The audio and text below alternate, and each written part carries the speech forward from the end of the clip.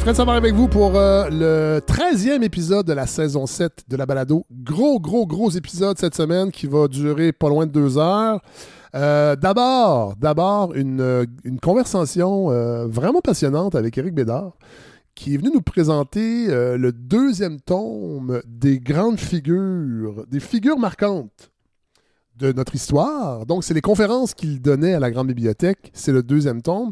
Mais Éric m'avait écrit, oui, il voulait venir parler du livre, mais il voulait aussi venir jaser d'histoire avec Maxime Laprise. C'était jamais arrivé, puis on sait que les deux ont des conceptions relativement différentes. On va parler évidemment du musée d'histoire de la nation québécoise. On va parler aussi, en tout cas, vous allez voir, là, en fait, on va parler d'épistémologie en histoire, et on va parler de certaines figures historiques du Québec. C'était vraiment une belle conversation de près d'1 heure avec Éric et avec Maxime. On va aussi recevoir Gabriel Brassard-Lecourt parce qu'on a ce partenariat cette année avec Pivot. Là, je donne la possibilité à Pivot de venir nous parler de ce qu'ils font parce que c'est un travail vraiment important de journalisme indépendant, de journalisme progressiste.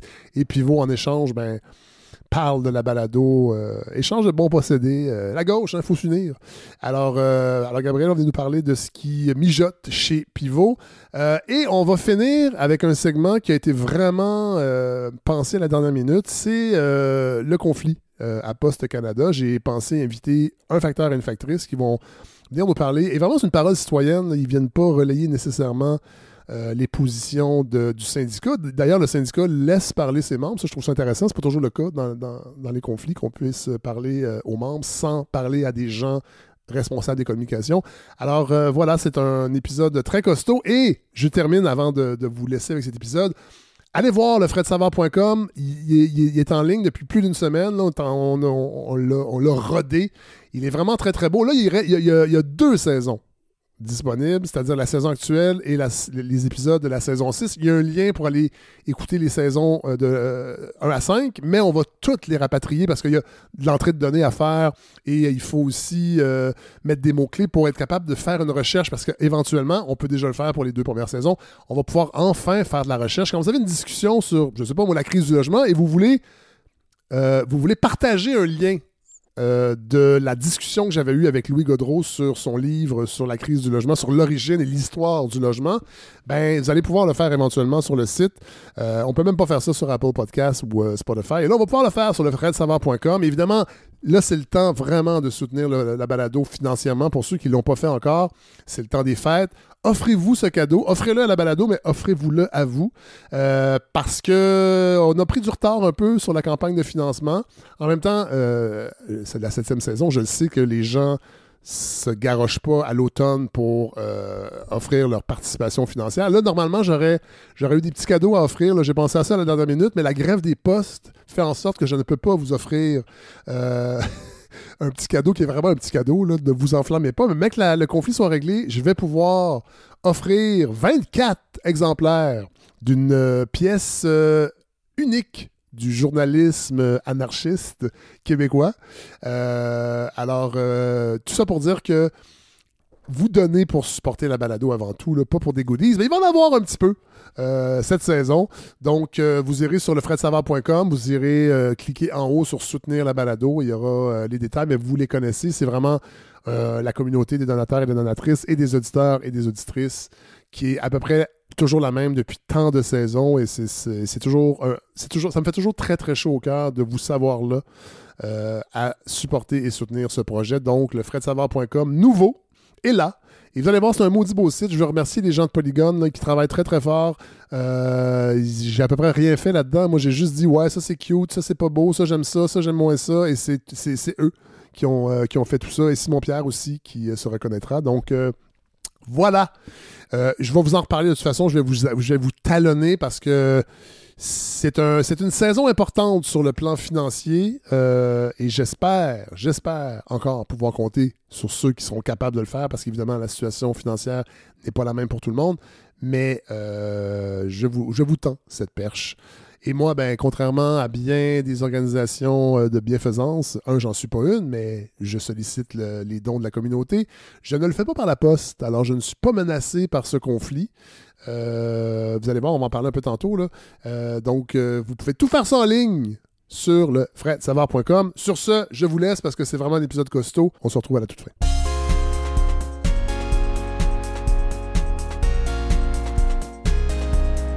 Et oublie pas que ce qui se colle là en ce moment, mon petit gars, tu pèses pas pesant sur la balance. Et celui qui pèse pesant sur la balance, c'est celui qui sont propriétaires des moulins ici. Que toi, t'es taxé par tes impôts, tabarnak. Puis on donne ça à coût de 100 000 piastres. Les subventions, c'est un crème, aux propriétaires de moulins ici. Combien qu'il y en a dans la région, les propriétaires de moulins ici? Dans 200 000 à la ronde, calice. Tu peux y compter s'il dit toi de ta main, sacrément. Puis ces gars-là sont assez influents, Chris, qui font périr des centaines et des centaines de cultivateurs qui voudraient faire de quoi, calvaire? C'est ça, c'est pour ça que les gars se battent, c'est un crème. Pour les celui qui se battent. Ils se battent pas tous, je suis d'accord avec toi. Parce que cet après-midi, calice, c'est pas 3 gars, puis 10 gars, puis 15 gars. On devrait être au moins les 80 qui cultivent la terre, puis disent sacrément de Christ, ça va arrêter cette affaire-là. Alors, on va parler d'histoire aujourd'hui. Ça fait longtemps qu'on ne l'a pas fait au... En fait, Maxime Laprise, ça fait longtemps qu'on vous a pas entendu. Eh bien oui, je pense que c'est la première fois. Première fois de la saison. Saison 7. Éric Bédard aussi. Oui. Bonjour. Bonjour. Content que vous soyez là. Ben, merci de m'avoir invité. Oui, vous êtes là. Éric Bédard, vous êtes là parce que a été publié il n'y a pas très longtemps chez VLB Auditeur un recueil de textes sur les figures marquantes de notre histoire sous votre direction. Exactement. Ben, c'est les entretiens que j'ai faits à Grande Bibliothèque depuis c'est 2015. Ça. Oui. Et donc, on a regroupé, j'ai envie de dire, les textes les plus investis, ceux qui défendent un point de vue. On va dire les meilleurs. On va dire les meilleurs. Mais dans le sens suivant, c'est-à-dire, on voulait pas juste du Wikipédia. C'est-à-dire, on voulait un texte investi, un texte qui défend un point de vue. Voilà. Et là, Maxime Laprise, vous êtes là aussi parce que vous défendez une conception de l'histoire qui, parfois, se fracasse à celle d'Éric Bédard. Et Maxime, vous avez publié un texte aussi sur Pivot, puis tantôt, on va avoir Gabriel Brassard-Lecourt qui va venir parler des grands dossiers de Pivot, mais je veux qu'on revienne sur votre texte aussi parce qu'il m'a happé. Oh! Ce texte anti-hegelien, ça m'a rappelé les quelques cours que j'ai eus en histoire à l'université avant de terminer mon bac au Café Campus. Alors, Éric Bédard, dans l'intro, vous dites que vous voulez présenter une histoire incarnée. Oui. Qu'est-ce que ça veut dire, ça? Ben, ça veut dire que justement, et peut-être que ce sera là un premier désaccord avec notre chroniqueur d'aujourd'hui, c'est que moi, quand je suis arrivé en histoire au tournant des années 90, il n'y en avait que pour l'histoire sociale. C'était le genre dominant, hégémonique. D'ailleurs, le manuel de référence en histoire du Québec, qui est un manuel important que je consulte, qui est tout défait, tellement que je l'ai consulté, là. C'était l'histoire du Québec contemporain, voilà, un ouvrage collectif de la génération précédente.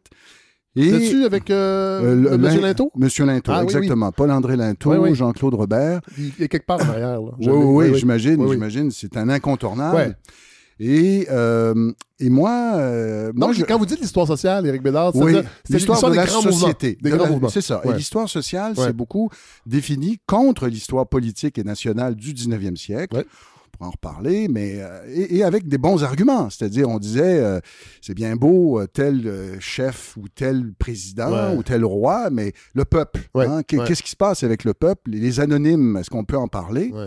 Et il y avait aussi un refus de la contingence. En fait, il y avait une critique de la contingence. C'est-à-dire, on va arrêter de s'intéresser En fait, il y avait François Simian, un historien, un économiste du début du 20e siècle, en 1903, il avait dit... Les sciences sociales vont transformer notre façon de faire d'histoire et on va s'attaquer à 3 idoles, l'événement, la chronologie et le biographique. Vous voyez, ça, c'était au cœur de l'histoire sociale en 1903. Ça vous interpelle? Donc, vous voyez, c'est pas du tout nouveau, là. Ça fait 120 ans qu'on entend ce genre de discours d'histoire. Bon. Et moi, évidemment, qui était venu à l'histoire par la question nationale dans les années 80, à l'époque, c'était l'échec de l'accord du lac Meech. J'avais lu les grandes biographies de Pierre Godin. Je m'intéressais à ça. C'est le chemin, moi, qui m'avait amené à l'histoire. Évidemment, je voyais pas ça. Hein? Je me souviens même d'un professeur... Vous ne voyez pas ce qui vous passionnait. Ben voilà, dans votre formation. Je notais que, alors qu'on vivait l'échec de l'accord du lac Meech, on était au cœur d'une tempête politique. D'une contingence, et personne n'en parlait. Mais c'était ça n'existait pas. Et je me souviens... Ça n'avait pas basculé. C'était peut-être... Ça n'avait pas encore basculé dans l'histoire, peut-être. J'imagine qu'il y a quand même un petit buffer entre... D'ailleurs, ça a été un reproche qu'on a fait, par exemple, à Brodel et à toute cette école des Annales. Il se produisait la Deuxième Guerre mondiale, il se produisait des événements incroyables, puis les autres, ils ne parlaient pas de ça. C'était pas important. Bon. Maxime, vous pouvez intervenir quand vous voulez, là. Oui, mais j'écoute pour l'instant. Oui, alors donc, vous voyez, alors je me souviens d'un professeur qui disait, Pierre Goubert, c'était un très grand historien social de sa génération, qui avait fait Louis XIV et 20 millions de Français. Et là, il nous avait dit, c'est terrible, Pierre Goubert a accepté de faire une biographie de Mazarin. Mais on va en dire, il a vendu son âme, c'est épouvantable. C'est une guédaille. À peu près. Il s'est fait attirer par un chèque. Alors que là, ce qui s'est passé après, tranquillement, c'est qu'il y a eu une critique de cette historiographie en disant justement, le contingent, ça continue à exister. Ouais. Ensuite, l'histoire des idées, ça compte. Les individus ont un rôle dans l'histoire. Est-ce qu'on peut les étudier? Et il y a eu de plus en plus d'historiens de profession qui se sont mis à faire des biographies. Par exemple, Yvan Lamonde a fait une excellente biographie de Louis-Antoine Dessaulles. Ça a été un des premiers de sa génération. Ensuite, André Lévesque a fait des biographies d'Eva Circé-Côté. Bon, il y en a eu. Donc, autrement dit, les historiens ont réalisé que le genre biographique peut nous donner énormément de connaissances aussi sur l'époque. Et c'est sûr qu'on ne fait plus l'histoire, mettons, politique ou nationale, comme si l'histoire sociale n'avait pas existé. Ça nous a énormément appris de choses là, pendant un siècle, toute cette historiographie. Donc, l'histoire incarnée, c'est de dire, c'est un chemin possible. C'est pas le seul, on se comprend. Mais le biographique peut nous faire accéder au passé par un personnage particulier confronté souvent à des événements particuliers. Donc, c'est ça, en effet. Donc, c'était le pari de cette série des figures marquantes de notre histoire. Et puis voilà, donc on a décidé de retenir une quarantaine de textes divisés en 3 volumes. Ça, c'est le deuxième. Le premier, C'était... Parce que vous le dites dans l'intro, c'était... bâtir. Oui, bâtir, on était beaucoup dans la Nouvelle-France. Oui, exact, c'est ça. Vous dites dans cette intro aussi qu'on se rapproche un peu. Oui, mais ça commence avec Montcalm. Oui, mais en même temps, on prend à chaque fois des personnages de toutes les époques. Oui. Mais c'est vrai que la période plus moderne est beaucoup plus représentée dans ce deuxième volume que dans le premier, où bâtir, on bâtit une société nouvelle, etc. Oui, voilà. Maxime? Oui, je vais prendre des notes, là. Mais en fait, je suis pas en désaccord avec quoi que ce soit qui a été dit. En fait, il y a eu effectivement une renaissance, peut-être au cours des années 80-90, d'une histoire qui peut-être, même moi je vais l'admettre, qui est plutôt de tradition d'histoire sociale, qui avait peut-être trop délaissé de côté le personnage, la gentilité, par exemple. J'en parle dans le texte qu'on va parler. C'est-à-dire que les individus, leurs décisions, leurs actions ont une influence concrète sur l'histoire. Peut-être qu'on a eu... L'excès qu'il y a eu au 19e puis au début du 20e siècle, c'est qu'on ne s'intéressait qu'à ça, qu'à l'individu qui prenait. Et généralement, le dirigeant, parce que c'était une histoire qui était faite justement par des gens issus de la bourgeoisie ou de l'aristocratie qui se racontaient eux-mêmes. Alors, mais il y a eu réellement une prise de conscience par l'histoire sociale, puis même par des purs et durs. Je vais penser parler de ma paroisse, le grand historien Jacques Le Goff, médiéviste, qui a écrit la grande biographie du roi Saint-Louis. C'est votre période, d'ailleurs. Oui, tout à fait. C'est pour ça que je prêche pour ma paroisse. C'est un bel exemple. Mais qui a fait la biographie du roi Saint-Louis, puis il ne trahissait pas ses principes parce qu'il utilisait ce personnage-là pour parler de son époque, pour parler des structures sociales de son époque, mais à travers ce personnage-là, comme un peu... d'en faire une sorte de porte-parole de son époque. Un pivot? Oui, d'un pivot, mais c'était pas de l'histoire institutionnelle de « il a pris telle décision à telle date et il a fait telle guerre, il l'a emporté, vive le roi ». Ça devenait un exemple de son époque. Donc, je pense qu'il y a tout à fait une façon de combiner les apports de l'histoire sociale puis de l'histoire des mentalités, l'histoire des idées. Mon directeur de thèse, par exemple, Brian Young à McGill, c'était un vrai marxiste, là, Brian. On avait des belles discussions, lui et moi. Il a écrit une sorte de portrait biographique de Georges-Étienne Cartier. Mais à la manière d'un bon marxiste. C'est-à-dire que pour lui, ce qui est intéressant, c'était pas d'aller comme on dit, une biographie à l'américaine. On a quasiment la date avec laquelle il a changé de slip. Là, je veux dire, là, c'est d'un détail, pas toujours pertinent. Non, lui, il voulait étudier le représentant d'une classe sociale. C'était la bourgeoisie qui l'intéressait et pour lui, Cartier était le représentant de la bourgeoisie. Et c'est à ce titre que ça l'intéressait, mais c'était quand même intéressant parce qu'il avait fouillé dans sa bibliothèque pour voir tout ça. Alors, donc, l'histoire sociale a subi deux principales salves de critiques. Une critique, disons, de gens qui aiment la politique et le national, plus dans mon genre, qui disent, oui, l'histoire plus traditionnelle a sa place, mais évidemment informée par toutes les découvertes de l'histoire sociale. Mais il y a eu aussi une autre critique attaqué une sorte de foi positiviste, qui étaient les gens qu'on disait du linguistic turn, les gens du tournant linguistique, qui disaient l'histoire, c'est du langage, fondamentalement. Entre le passé et le livre d'histoire, il y a la médiation de l'historien qui écrit. Et les choix des mots, les métaphores et tout ça est déterminant. Alors, donc, ces tenants de ce qu'on appelait le tournant linguistique ont aussi critiqué l'espèce de foi un peu naïve dans l'idée que parce que j'étudie des minutes notariales, une source drabe, plate, et j'en fais des séries sur un siècle, ça c'est le vrai, puis ça c'est la vérité. Sauf que, par exemple, les minutes notariales, le 30 octobre 1995, vont probablement rien dire de cette journée historique. On va avoir échangé des maisons, on va avoir vendu des terrains, mais on ne saura pas que ce jour-là, il s'est produit un événement historique pour les Québécois qui a marqué la mémoire. Donc, si on reste fixé sur des sources comme ça, il y a des choses, on passe à côté de certaines choses. C'est très intéressant. C'est important. Non, mais c'est intéressant. Ça montre que l'histoire est une masse en mouvement. Oui, puis l'importance de la diversité des sources, c'est aussi quelque chose que depuis la deuxième moitié du 20e siècle, beaucoup les historiens et historiennes ont compris. C'est-à-dire, il fut un temps où la source, c'était juste ce qui était produit par l'État. Donc, c'était tout ce qui était intéressant. C'était que ce soit du Moyen-Âge à nos jours, la charte royale qui a été publiée, c'était ça qui nous intéresse. Officiel. Ce qui était officiel, ce qu'on considérait qu'il y avait une légitimité. Mais quand l'histoire sociale est arrivée, il dit oui, mais un procès verbal d'une assemblée syndicale, par exemple, c'est pas de... il n'y a pas d'aura de sacralité autour de cette source, mais elle est intéressante. Puis aujourd'hui, on commence à avoir des débats, par exemple, depuis quelques années, mais qu'est-ce qu'on fait des sources orales, par exemple? Il y a le débat autour des sources qui viennent des communautés autochtones. Qu'est-ce qu'on fait des sources qui ont été transmises de façon orale? Là, je ne réglerai pas cette question-là aujourd'hui. Non. Mais pendant longtemps, c'était un non définitif. C'est ça. Alors qu'aujourd'hui, du moins, il y a des gens qui tentent au moins de réconcilier ethnologie et histoire et aller dire, on va au moins s'intéresser aux témoignages oraux parce que le meilleur exemple d'un témoignage oral qu'on a, c'est la Bible. La mise à l'écrit d'une série de récits oraux qui ont été mis éventuellement par écrit. Des décennies entre les événements relatés et à laquelle il faut appliquer la critique historienne, ce que l'exégèse biblique fait très bien. Après ça, il faut voir qu'est-ce qu'on fait des témoignages oraux contemporains. C'est un débat qui est super intéressant. Bon, je vais revenir au livre un peu. Comment on collige et on fait des demandes? Parce que il y a des sociologues, il y a des historiens, il y a plusieurs personnes qui ont écrit sur ces figures-là. On peut en nommer quelques-unes. J'ai parlé de Montcalm, Pierre Ducalvet, Ludger Duvernay, FX Garneau, Médéric Lanctot, Eva Circé-Côté, Marie Guérin-Lajoie, Gérin-Lajoie. C'est ça, Pauline Julien également, Jacques Parizeau. Horace Lalancette, on va en parler tantôt parce que moi, ça m'a interpellé, évidemment, étant un grand admirateur d'Horace.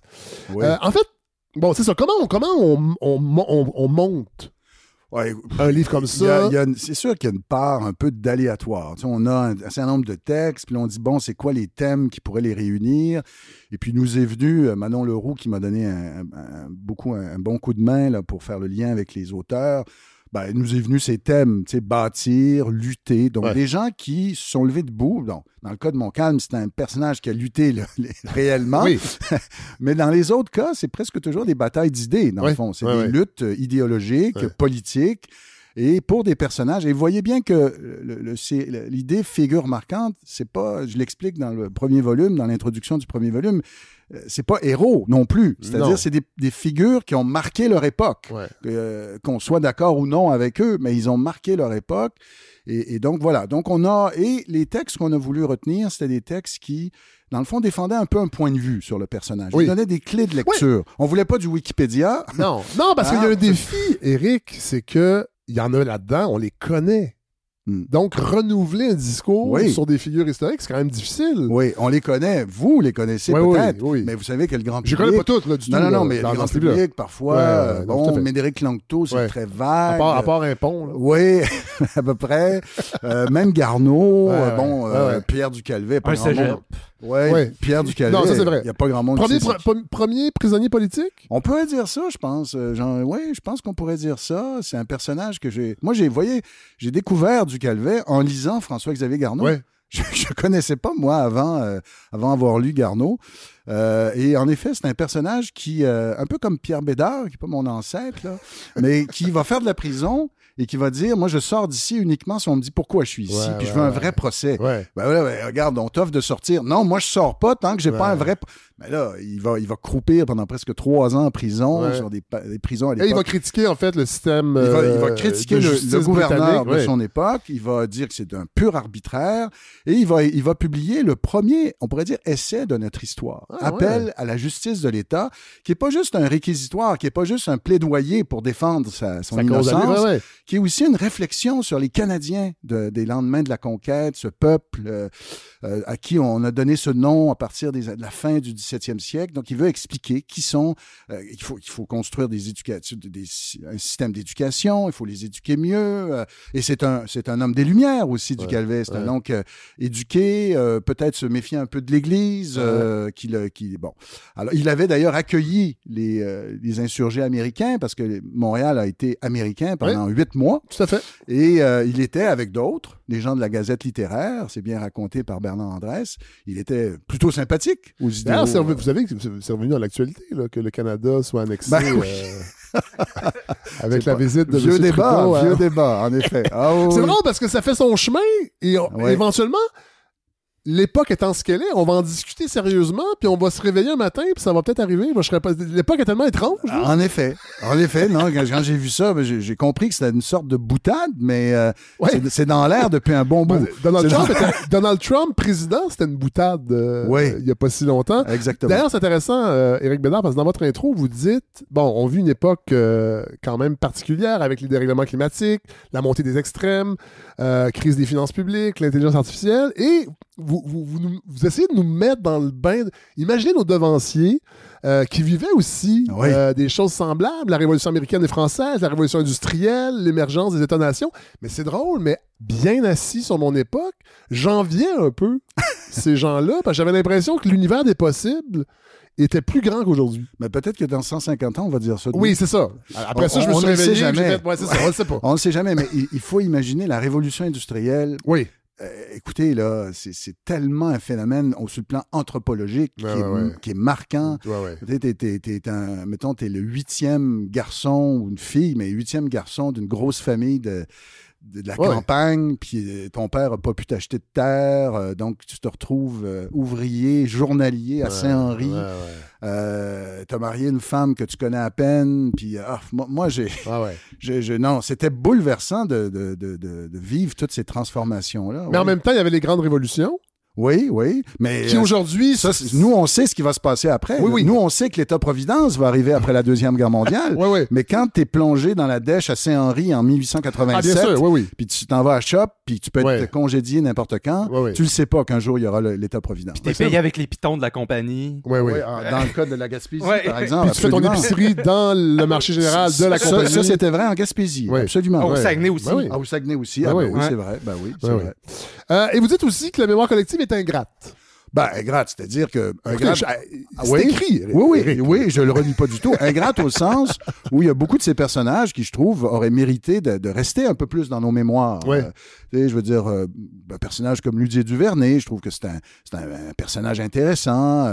Même Médéric Lanctot, qui connaît Marie-Gérald Lajoie. Pourtant, c'est une femme qui a mené un combat important. Est-ce que ça parle de notre rapport à l'histoire au Québec, entre autres, parce qu'on entend souvent cette critique qu'on a un drôle de rapport à l'histoire. Oui, notre devise, c'est « je me souviens », mais... J'entends souvent ça aussi, puis moi, j'embarque pas trop là-dedans. Je vais vous expliquer pourquoi. C'est que si on est américain ou français, on va prendre les deux sociétés qu'on connaît peut-être le mieux, si vous êtes français, vous avez des bonnes chances que vous avez eu un oncle dans Résistance. Vous avez eu un père qui a fait la Première Guerre mondiale. Surtout la Résistance, tous les Français ont un oncle dans la Résistance, alors quand on regarde les vrais chiffres, c'est peu probable. On dit moins, j'avais un oncle pétainiste, ça on le dit moins. Oui, vous avez absolument raison. Résistance ou collaboration. Oui, c'est ça, On pourrait dire ça, en effet. Peut-être vous avez une tante qui a été tondue à la Libération. Donc, la grande histoire est rentrée dans votre intimité familiale. Si vous êtes américain, vous avez des bonnes chances d'avoir eu un oncle qui a manifesté contre la guerre du Vietnam ou qui a été au Vietnam. La grande histoire est rentrée dans votre intimité familiale. Donc, vous avez un peu plus fatalement une conscience historique peut-être un peu plus développée. Ouais. Quand vous êtes dans une société qui a peut-être un peu en marge de la grande histoire. Plus tranquille, c'est le cas de le dire.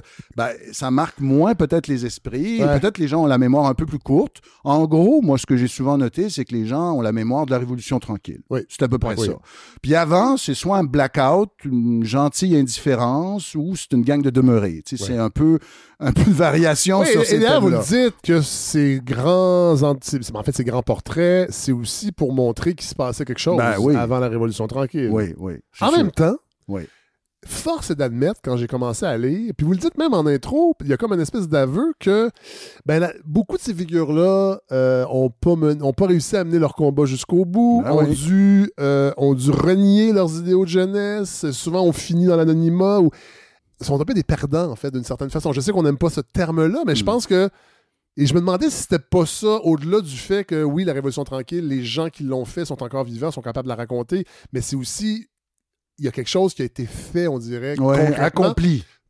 Oui, alors qu'avant, on est beaucoup dans des figures qui ont essayé, puis que la contingence a fait en sorte qu'ils n'ont pas pu. J'avais pas pensé à cette ça. idée-là. Ça se peut. Oui, ça se peut que... J'aurais dû aller à mes cours d'histoire au lieu d'aller au café.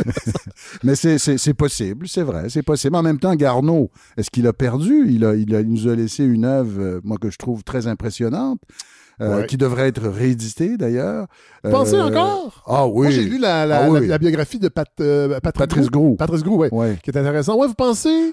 Oui, parce que vous dites, c'est comme les... Je vais dire quelque chose qui va peut-être vous surprendre, parce que je suis vice-président de la Fondation Lionel Groux. Oui. Mais je pense sincèrement que lire Garneau a moins mal vieilli que Groux.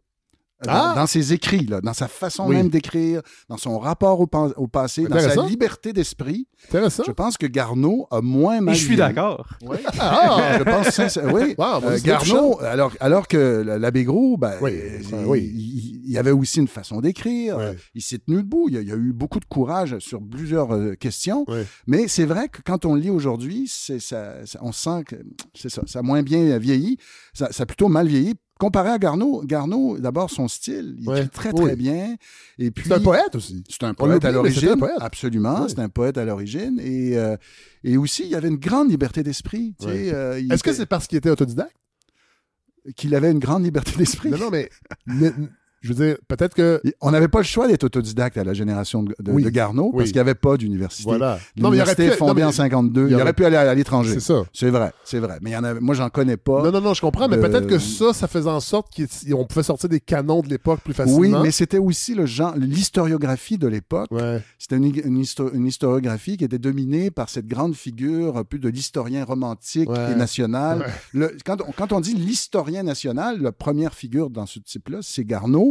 Il était d'ailleurs très admiré de son vivant pour ça.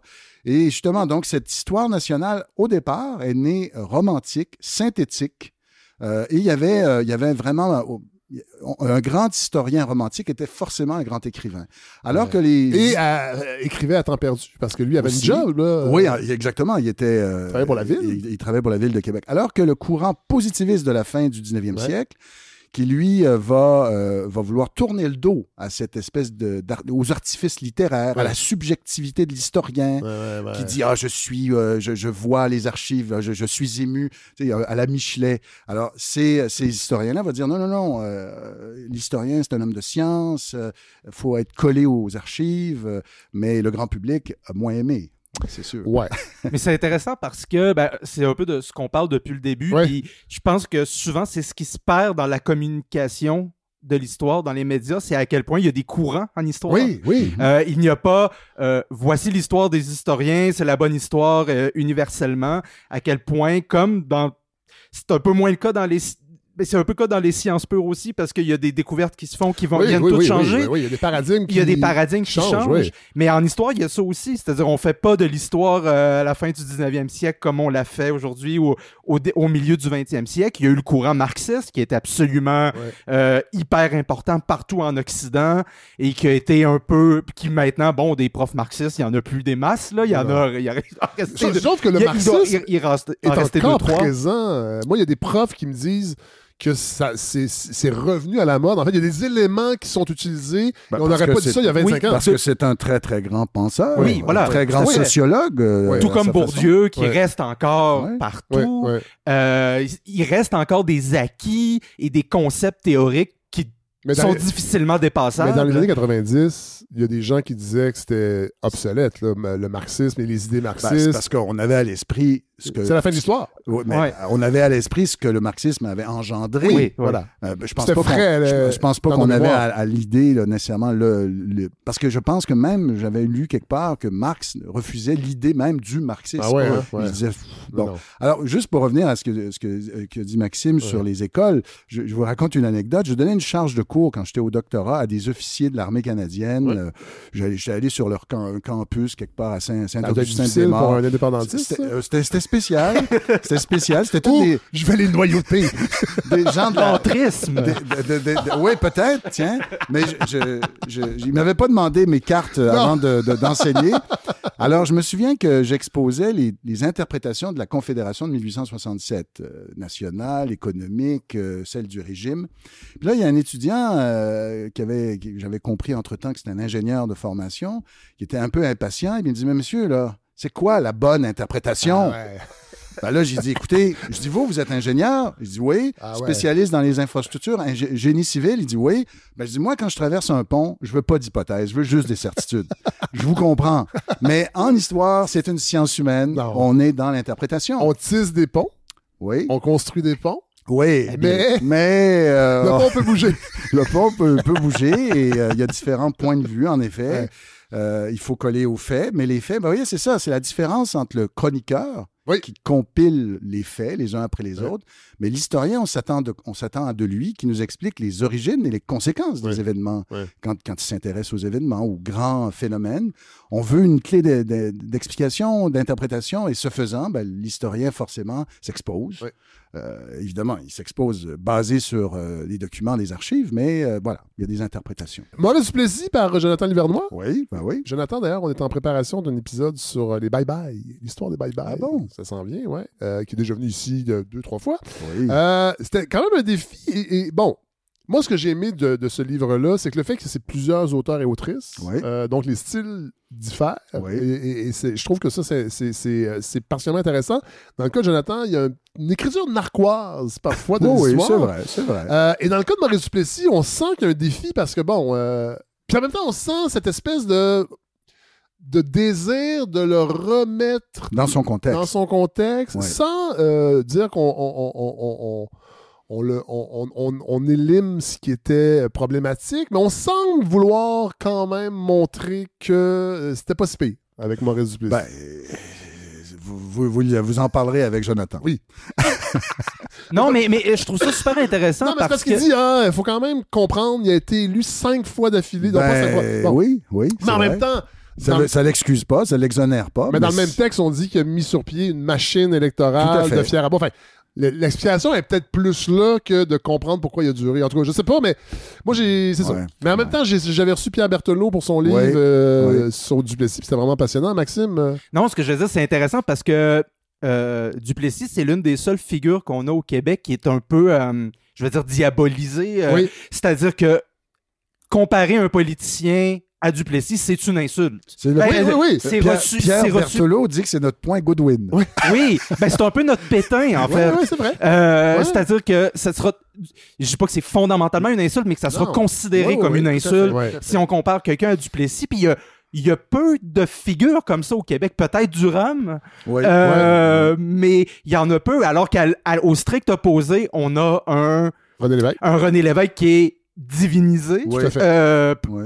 Aussi parfois à l'excès. Ben oui, ben oui. Parce que, je veux dire, il a fait des erreurs aussi, Ben oui. comme n'importe quel être humain.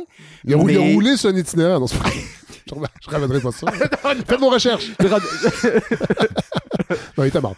Non, c'est vrai. Oui, effectivement. C'est drôle parce que moi, des fois, je garde des vieilles affaires dans mon sous-sol et j'ai une pile de McLean, Oui. l'ancêtre de l'actualité, de la fin des années 60 et du début des années 70. Et il y a un numéro consacré à Duplessis où ils interviewent des jeunes. En quelle année? Là, à on peu est en près? 70. Ah oui. Donc, ça fait pas longtemps, là. Ça fait 10 ans Oui. que Duplessis est décédé. Et ils interviewent des jeunes. En fait, ils interrogent la jeunesse pour voir jusqu'à quel point ils se rappellent positivement ou négativement de Duplessis. Et finalement, ils s'en rappellent très peu. Et c'est 10 ans seulement après. Puis je trouvais ça intéressant parce que ça nous remettait... En fait, ça rajoutait quelque chose... En fait, ça complexifiait un peu l'image qu'on peut avoir de Duplessis parce que les jeunes des années 70, du début des années 70, c'était pas un stigma. En fait, ils répétaient un peu ce qu'ils entendaient dans leur famille, mais pas tant non plus. Mais plus que ça, il y avait eu une enquête qui avait été menée en 1959 par les libéraux. Là. Jean Lesage devient chef. Fait que là, il commande une étude avec les méthodes de la science politique émergente, puis des enquêtes qualitatives. Et le bilan de la recherche qu'on peut lire, qui était à la Grande Bibliothèque, c'est que les Québécois de 1959-60 étaient loin de vouloir changer de gouvernement à ce moment-là. Ouais. Et c'était avant la mort de Duplessis, donc, avec les événements qui se sont enchaînés. Ouais. Et on constate dans cette étude-là, je pense que c'était Maurice Pinard de McGill, il était tout jeune, que les Québécois de l'époque, un peu comme ceux d'aujourd'hui, peut-être, n'avaient pas beaucoup d'attentes par rapport à la politique. Même que pour eux, fondamentalement, la politique, c'était des gens plus ou moins corrompus. Et donc, c'était du blabla, un fond du bruit de fond. Et on n'avait pas beaucoup d'attentes par rapport à la politique. Et c'est ça qui va changer avec la Révolution tranquille. On va croire à la politique. Je pense que ça, c'est la... On parle beaucoup de toutes sortes de phénomènes, État-providence, mais je pense que le fait massif, c'est qu'on croit à la politique à partir des années 60. Peut-être qu'on est à la fin d'un cycle. Je ne sais pas si on va y croire à nouveau, mais il y avait une foi dans la politique, que l'action politique pouvait nous aider personnellement et collectivement. Ça, c'est intéressant. Et ça, avant, les gens... Puis on peut les comprendre. Les gens disaient, la politique, c'est de la corruption, c'est... Ce qui était pas faux.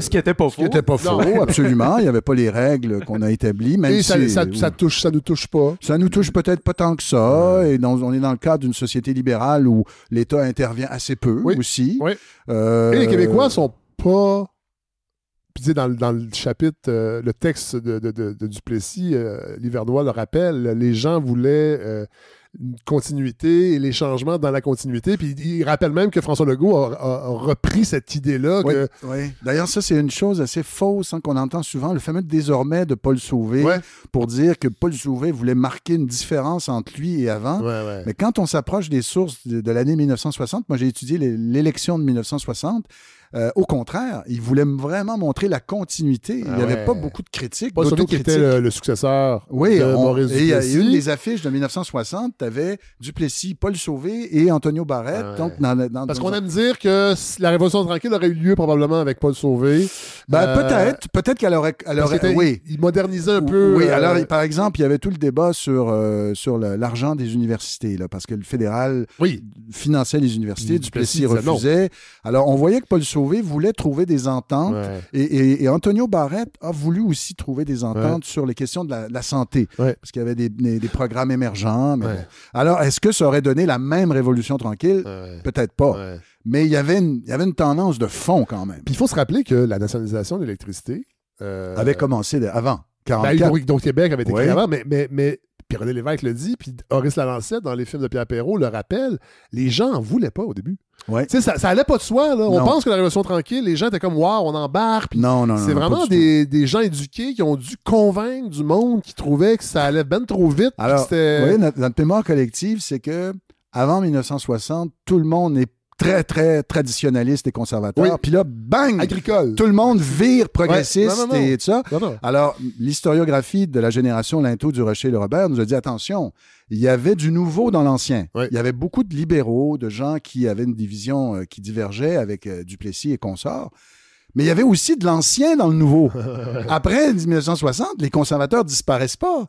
Il y en a, ils sont encore présents, ils perdent l'hégémonie du discours idéologique, mais ils sont encore présents. Il va y avoir une scission, par exemple, au sein du RN, avec des indépendantistes plus conservateurs qui vont dire on se reconnaît pas dans ce discours de la décolonisation. Beaucoup de ces gens-là vont joindre le Parti québécois. Ce discours-là est encore là. Aujourd'hui, il y a encore des indépendantistes qui ne se reconnaissent pas dans la décolonisation. Parce que l'indépendantisme est un mouvement d'une coalition. Il y a toutes sortes de monde là-dedans. Vous le dites, on a parlé succinctement, je vais terminer avec ça pour la portion figure marquante de notre histoire, le volume 2. Vous dites que la mémoire collective est ingrate.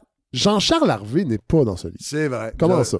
Vous avez raison. C'est un oubli. Il y en a plein d'autres qui sont pas dans ce livre. Est-ce que c'est parce que c'est un antinationaliste? Pas du tout. Pas du tout. On a fait... Non, parce qu'on a fait... Je vous talonne. Je vois ça, mais on a fait comment il s'appelle?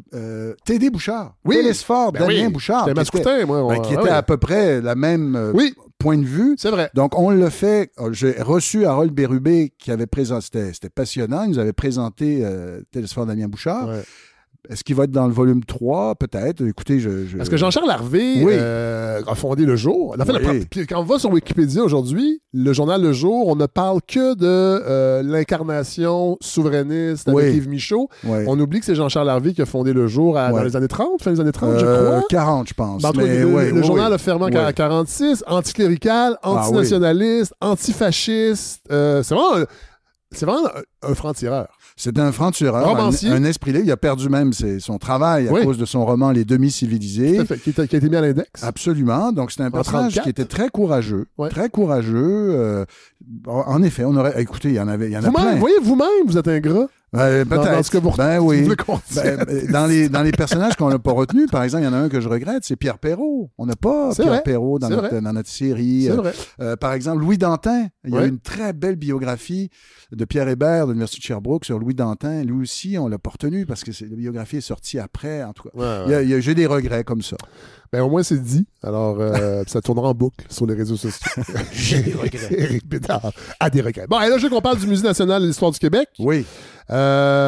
J'imagine que vous avez suivi les travaux de la commission sur le projet de loi 64. Sûr, très attentivement. Jonathan Livernois était là. Oui. Catherine Larochelle. Et là, votre rôle, vous le dites, j'ai même été un peu pas fin l'année passée. J'avais parlé de la patente à gosse d'Éric Bédard. Ah bon? Ça m'avait échappé. Vous écoutez pas tous les épisodes? Là, pas tous les épisodes. Bon, mais c'est ça. On avait peur que tout ça devienne un musée à la gloire de nous-mêmes. Et j'ai trouvé les travaux de la commission intéressants. On sentait une écoute. Oui. Je sais que c'est filmé, tous les politiciens font attention, mais on sentait une réelle écoute. Oui. Alors, qu'est-ce que vous pouvez en dire aujourd'hui? Ce qu'on peut en dire, c'est que, évidemment, depuis la nomination de Maxime Pedneau-Jobin, il y a un capitaine à bord. Ouais. Parce que ça a été drôlement... on a drôlement procédé, il faut quand même l'admettre, là. Alors, le gouvernement avait ses espaces bleus. Les espaces bleus, on a compris que ça coûtait trop cher. Alors là, ils ont donné un coup de barre. Ça, c'était une patente à gosse.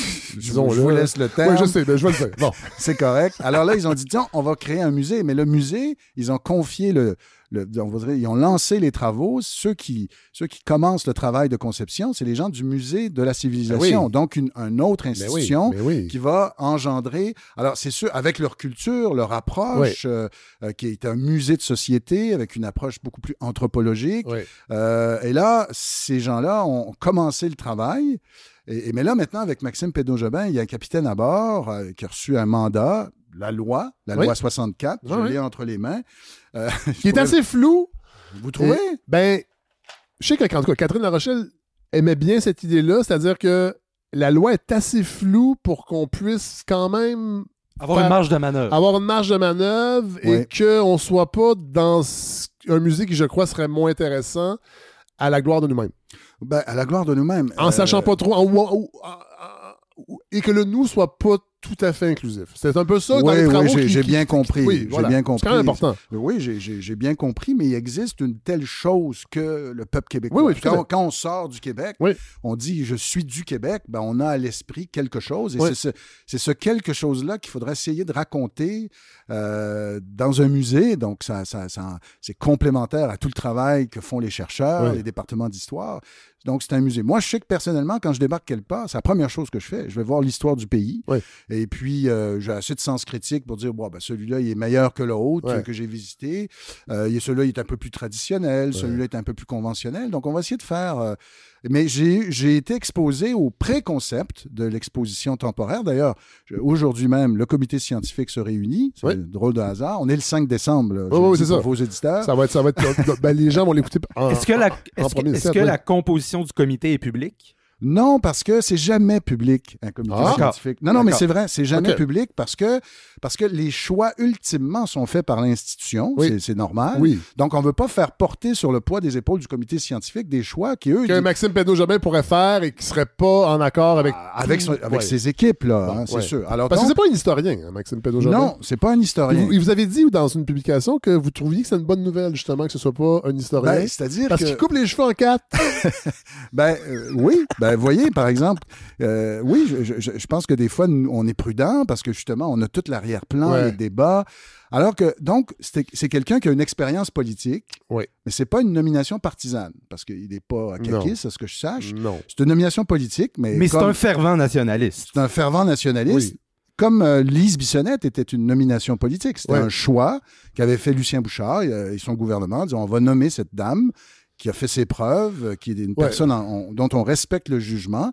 Donc, Maxime Pedneau-Jobin, ancien maire de Gatineau, expérience politique, qui a été confronté d'ailleurs avec un enjeu avec les Autochtones. Ils avaient trouvé un site où il y avait des restes. Et donc, il y avait eu tout un travail avec les Autochtones. Il m'a raconté ça. Et il y a le doigté qu'il faut, je pense, pour gérer... Ça paraît pas trop dans ses chroniques, des fois, qu'il y a du doigté. C'est sa culture historique, c'est ses points de vue. Vous questionnerez. Je comprends, vous allez pas... Moi c'est sûr... Maxime, oui! Bon. Moi, c'est sûr... Déjà, je suis assez... Et d'abord, c'était à peu près le consensus dans les consultations qu'à peu près tout le monde s'entendait que l'idée de la création d'un musée d'histoire du Québec était pertinente. Je suis complètement d'accord avec ça. Moi, c'est la nomination de Maxime Pedneau-Jobin qui m'a inquiété, plus que ce qui est venu avant. Pourquoi?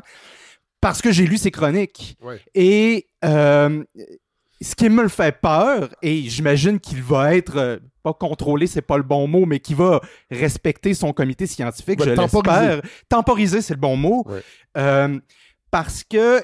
Il s'est inscrit dans certaines de ses chroniques et je le compare un peu en cela à certaines chroniques qu'a fait Mario Dumont, qui fait un peu de...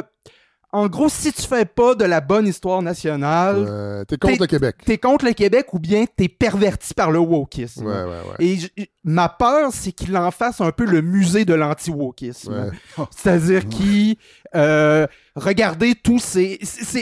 On l'a entendu beaucoup dans les chroniques de Mario Dumont. Par exemple, le département d'histoire de l'Université de Montréal est complètement perverti par le wokisme, puis on n'a plus d'histoire nationale. Ça, c'est à cause de Catherine Larochelle, entre autres. Oui, notamment.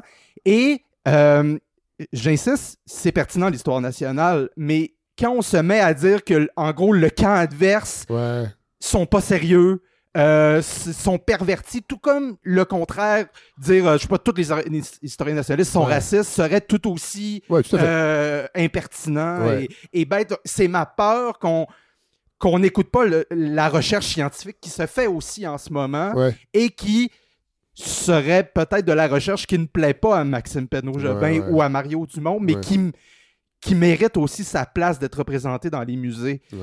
Et j'espère, parce que je peux pas lire dans le futur, mais j'espère seulement que il sera à l'écoute du comité scientifique qui, j'espère, est au fait de la recherche telle qu'elle se fait aujourd'hui. Vous n'avez rien à craindre là-dessus.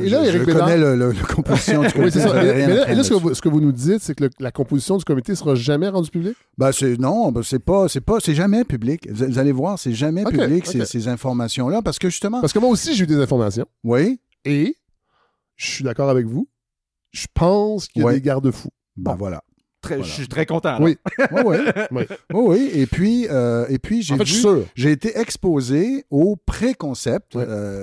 Et le pré-concept, je pense, va vous rassurer, Maxime. Bon, parfait. Parce que, en effet, on est très conscient avec Maxime, on se parle beaucoup, que l'histoire est aussi une question de point de vue. Hein?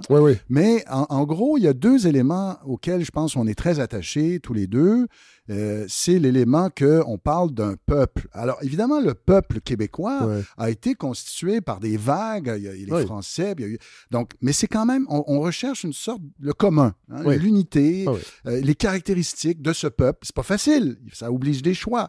Mais première chose. Et deuxième chose, la chronologie. Oui. On est en histoire, alors que le musée, par exemple, de la civilisation... Et moins là-dedans. Est plus dans une approche thématique. Oui, voilà. C'est très bien. Alors, par exemple, le Québec, autrement dit, a une approche plus thématique.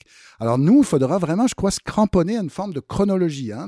Donc, voir les grandes périodes, les unes qui emmènent une autre. Et franchement, le préconcept, moi, je l'ai trouvé très intéressant et je pense qu'il va rassurer les gens qui, en effet, pouvaient avoir des craintes. Oui.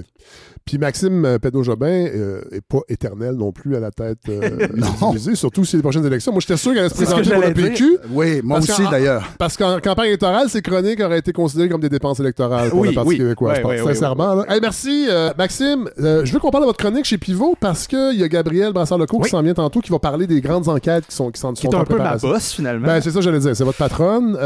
Et là, vous avez commis une chronique cette semaine?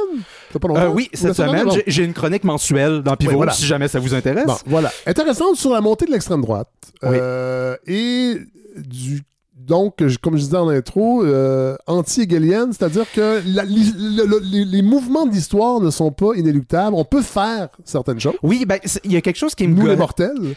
C'était un peu une réaction à un propos de Patrick Lagacé, avec qui je suis rarement en accord. Ouais. C'est le cas. Ce qui est très sain.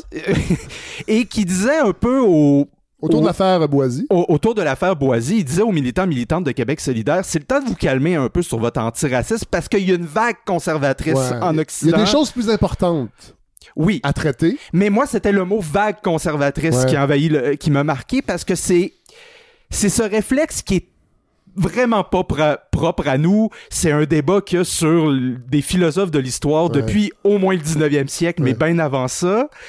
C'est l'idée que il y a des grands mouvements de l'histoire et contre lesquels on ne peut rien faire. Voilà. C'est comme si c'était une force mystique.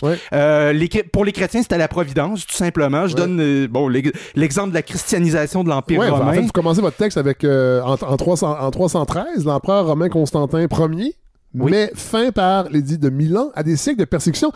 Et vous dites que on a raconté ça comme quelque chose qui était normal et que le christianisme serait apparu quand même. Oui, l'historiographie chrétienne après Constantin a fait un peu comme, à cause de ses valeurs intrinsèques, le christianisme l'aurait emporté quoi qu'il arrive. Alors que la recherche contemporaine veut au contraire dire non, il y a une place à la gentilité, il y a une place à l'individu, puis la décision de Constantin, premièrement, de mettre fin aux persécutions chrétiennes. Deuxièmement, de se convertir au christianisme, premier empereur romain qui se convertit, et aussi même de prendre des politiques favorables au christianisme, va considérablement valoriser la position de l'Église et lui permettre de commencer la grande vague de christianisation, parce qu'à son époque, c'est 10% de l'Empire qui est chrétien. Dans certaines régions, c'est moins de 2%. C'est insignifiant, c'est une secte parmi d'autres. Mais c'est par une décision d'un individu. Et on revient de ce qu'on disait tout à l'heure. Par la décision, sans cette décision-là, probablement que l'histoire aurait été fondamentalement différente. Mais ce que je voulais dire dans ce texte-là, c'est qu'il n'y a pas de grande vague historique de puissance. C'est-à-dire qu'il y a des humains qui prennent des décisions, il y a des humains qui font des actions, parfois très positives, parfois très négatives. Et ce qu'on parle de la montée de la droite, je donne l'exemple des frères Koch. Je sais jamais s'il faut dire Koch ou Koch. Je pense qu'on dit les frères Koch. D'ailleurs, il y en a un qui est mort. Hein. Oui. Depuis. Qui est des milliardaires du pétrole de la Pennsylvanie. Oui, deux républicains très républicains. Non, des libertariens. Oui, des libertariens qui financent des causes, surtout de tout ce qui touche à libéralisation économique, un peu partout au Canada, puis aux États-Unis. L'Institut économique de Montréal. Dont l'Institut économique de Montréal. De ces frères-là, ça a un poids dans l'histoire, ces décisions-là. Ces deux individus-là, ce sont pas des pauvres victimes de l'histoire qui font juste donner de l'argent parce qu'il y aurait une force. Et qui ont simplement saisi l'air du temps. Oui, c'est ça. Non, parce que c'est des gens qui avaient les moyens qui ont cherché à influencer l'histoire. Évidemment, on n'est pas tous et toutes égaux et égales à l'histoire. C'est-à-dire que le prolétaire de Saint-Michel a pas le même poids sur l'histoire par lui-même que Elon Musk. Évidemment. Mais c'est pour ça qu'il y a des actions collectives. C'est-à-dire que ce soit... je vais revenir au sujet de la Révolution tranquille, on l'a abordé tout à l'heure. Ouais. La Révolution tranquille, c'était pas non plus un espèce de phénomène naturel qui venait de la nature par l'intervention de la Providence. Et qui serait arrivé de toute façon. Oui, non, c'est parce qu'il y a des individus, premièrement, à cause des mobilisations collectives, les syndicats, les groupes féministes, etc., mais aussi des décisions individuelles de gouvernement qui ont décidé d'aller dans une certaine direction, puis ça a eu un poids sur l'histoire. Fait que il n'y a pas eu évidemment, la Révolution tranquille s'inscrivait dans un mouvement international. Oui, les gens lisaient, les gens étaient en contact, les gens voyageaient. Et d'un mouvement qui était peut-être plus prompt à l'État-providence, les influences de keynésiennes, des trucs comme ça. Mais il y a quand même des gens qui ont pris des décisions, qui se sont mobilisés. Et puis je pense que, par exemple, la part des mouvements à la Trump, qui est parfaitement légitime, mais il faut pas le voir comme, tu sais, par exemple, Pierre Poilievre, j'ai l'impression que c'est Ennemi qui va être c'est Ennemi qui va être le prochain premier ministre et il n'y a rien qu'on peut faire, c'est une force. Chantal Hébert, dans ses chroniques, depuis 3 ans, nous annonce quasiment que c'est fait. L'élection. Trudeau a fait son temps et ce discours-là est très présent dans les médias. Oui, mais je dis pas qu'elle est pro-Poilievre. Non, c'est pas ce que je comprends. Mais elle répète que ça va être vraisemblablement le prochain premier ministre. Alors, les journalistes le répètent, les médias le répètent, fait qu'on a l'impression que c'est inéluctable. C'est ça, mais mon point, c'est peut-être que c'est vrai qu'il va être le prochain premier, même que c'est probable, mais que c'est possible d'avoir des individus qui prennent des décisions, qui se mobilisent pour ne pas qu'ils soient élus. Voilà. C'est possible. Après ça, est-ce que l'on veut ou pas, ça, c'est une autre discussion. Voilà. Et vous parlez aussi du Parti québécois. Vous dites que les dirigeants du PQ n'avaient pas à prendre le virage identitaire. Évidemment, c'est dans l'actualité, c'est l'espèce de réponse molle de PSPP sur la présence de la Nouvelle Alliance, de groupe d'extrême droite de la Nouvelle Alliance. Mais vous dites que c'est pas obligatoire que le PQ prenne ce virage identitaire. En même temps, il fait des gains. Oui, c'est possible. C'est possible. Tout ce que je dis, c'est que ce n'était pas naturel. Ce n'était pas... Il le fallait parce qu'il le fallait, parce que c'était comme ça. C'est surtout ce discours-là qui m'embête. Ça pourrait être des idées de gauche. Hein. On pourrait faire la même réflexion sur des idées d'extrême gauche, d'extrême droite. Ouais. C'est l'idée que il fallait parce que c'était l'air du temps, puis c'était comme ça. Voilà. Éric Bédard, vous avez milité au PQ. Vous avez participé de très près au pouvoir quand le PQ était au pouvoir. Comment vous voyez l'évolution du parti aujourd'hui? Écoutez... Êtes-vous encore... militez-vous encore au parti? Non, parce que là, avec mon travail au musée, j'ai un autre projet qui est en cours qui va me demander un petit peu de réserve. Donc, non, je ne milite plus depuis longtemps. Non, mais vous êtes indépendantiste. Évidemment, j'ai des amis. J'ai beaucoup d'amis parce qu'on est de la même génération, on s'est suivis. Écoutez, je vais vous faire une réponse d'historien. Je ne vais pas vous faire une réponse militante. Je rappelle constamment que le Parti québécois, c'est une coalition. Oui. Alors, il y a un certain...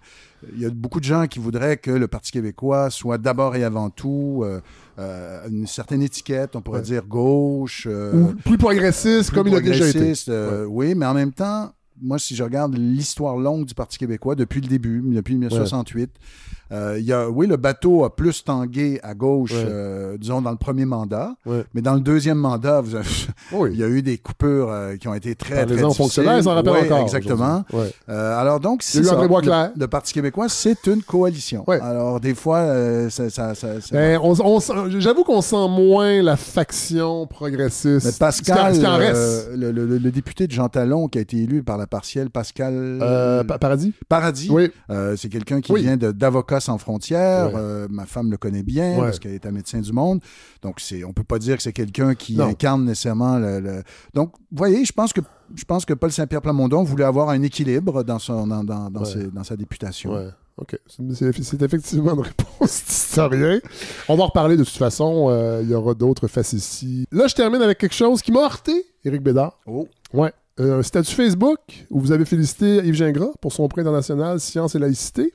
Oui. Mais là, vous dites, mais surtout, bravo pour ce discours percutant, cette charge d'un grand historien des sciences contre les dérives idéologiques et les affabulations de ces politiques EDI qui nous écartent insidieusement de ce que doivent faire les universités, être dans une quête désintéressée, intersubjective et internationale de la vérité.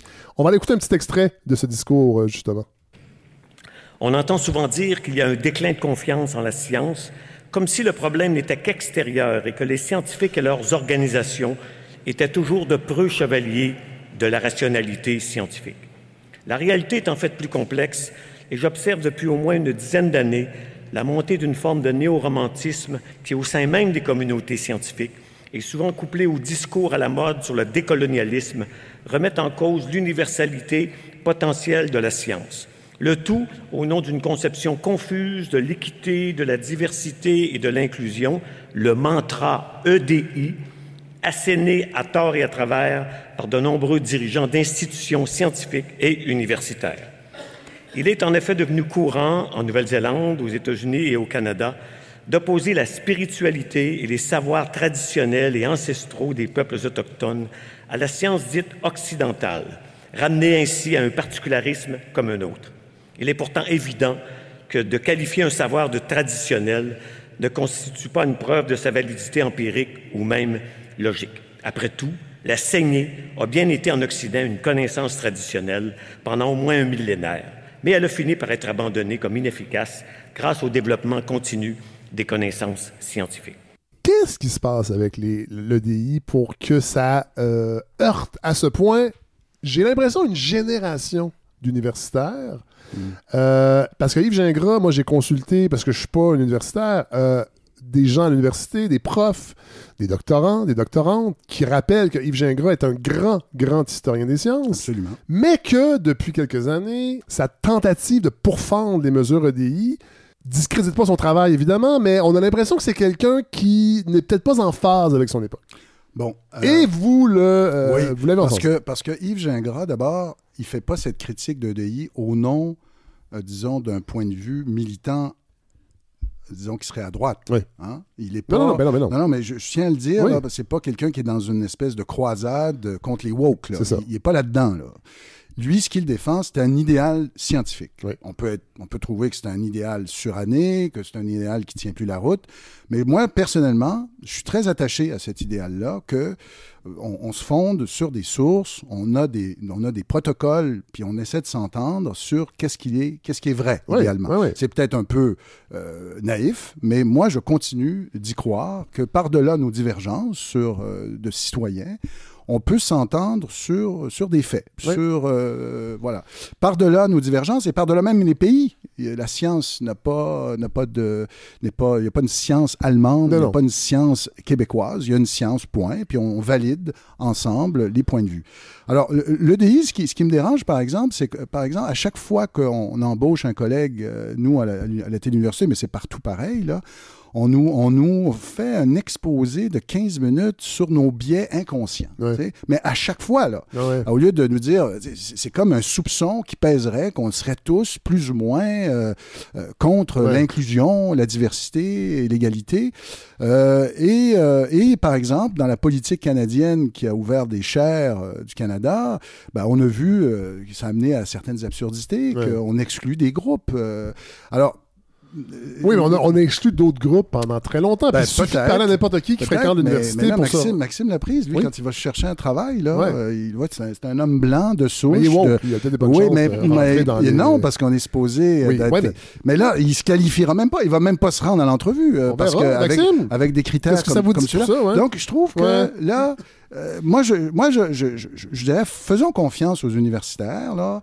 Arrêtons d'être dans la rééducation. Faisons confiance aux universitaires. Je pense on reçoit les dossiers. Justement, on a un poste qu'on a ouvert et allons-y et essayons de... Non, je suis un peu agacé, oui. Okay. Puis EDI, c'est ça donne un peu de dérive et c'est pas vrai que ça marche. Hein? Il y a de plus en plus d'études qui montrent que c'est pas vrai que ces politiques-là donnent nécessairement les fruits escomptés. J'ai de la difficulté à parler de ce sujet-là parce que j'ai l'impression que c'est plusieurs sujets qu'on met ensemble et qui sont pas nécessairement... c'est comme dans l'extrait donné, Gingras parle d'EDI, quand là, ça relève plus des questions d'embauche. Ouais. Ensuite, il parle aussi des questions plus épistémologiques. Oui, donc, des savoirs autochtones. Dans un discours relativement court, tout de suite arrivé dans les savoirs autochtones, on sent quand même une hargne... Et les savoirs autochtones. Tu sais, Jérôme Duprat est venu ici l'an dernier, puis il collabore avec les savoirs autochtones pour tout ce qui est de la biodiversité, pour la gestion des feux de forêt, Fait que c'est pas vrai là, que parce que c'est traditionnel, c'est des équivocations. Mais probablement que parce qu'il est historien, c'est-à-dire qu'il y a un enjeu avec la mémoire, vous dites, la tradition orale. Alors, la tradition orale, si elle est étudiée avec beaucoup de méthodes par une Sylvie Vincent, qui est allée interviewer des Inuits au milieu des années 80 pour leur voir quel était le premier contact. Ça, moi, là, j'ai aucun problème avec ça. Là. Il y a des protocoles, il y a une méthode, il y a l'anthropologie. Mais si, par exemple, vous avez un chef, un militant, qui dit « Moi, je suis porteur de la mémoire ben, c'est pourquoi on ne peut pas traiter ça de la même façon qu'une enquête minutieuse. C'est juste à ça, je pense qu'on peut. De toute façon, je ne veux pas que vous défendiez la position d'Yves Gingras. C'est juste que vous en avez fait un statut Facebook. J'en ai fait un statut Facebook, mais j'ai repris ces mots. Hein. Maxime, en terminant. Non, mais vous êtes doctorant, vous êtes encore à l'université. Oui, mais moi, mon seul... mes propres recherches ne seraient sans doute pas considérées woke, là, sont très conventionnelles, de la bonne vieille analyse de discours, de textes du 8e siècle. C'est du Moyen-Âge. Oui, donc rien de très révolutionnaire dans ce que je fais. En plus, je travaille sur l'histoire de l'Église. Mais le seul truc que je vais noter, c'est qu'il y a une difficulté à communiquer et il y a un problème d'écoute entre ces deux apparents camps parce que ce que j'entends parfois dans certaines personnes on dit Gingras, il y a Baillargeon aussi, c'est que des fois cette tendance, et le contraire est vrai aussi, mais c'est de caricaturer la position de l'adversaire, c'est-à-dire que ils veulent qu'on ait plus de science puis qu'on respecte juste, mais qui dit ça? Dans quel contexte? Il y a Antoine Robitaille, il n'y a pas si longtemps, qui a fait un statut Facebook pour dire qu'on ne lit plus les classiques. Oui, j'en ai fait une publication. C'est faux. Il nous a dit, à cause du wokisme, on ne lit plus les classiques à l'école, mais c'est pas vrai. Qui dit ça où? Attention, je suis un fan des classiques. Je trouve qu'on n'en lit pas assez. Mais je pense pas que c'est de la faute du wokisme si on ne lit pas assez Thucydide ou Homère à l'école. Moi, on les lit encore. D'abord, on les lit encore, mais si moi, on m'a jamais fait lire Homère au secondaire, je ne pense pas que ça...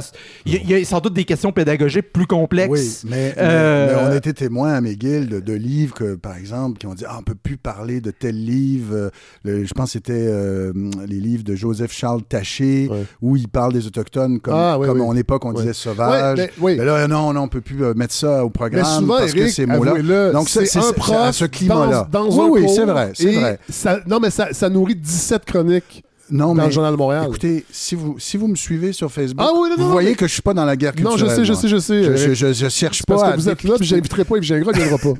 Parce que je suis trop woke.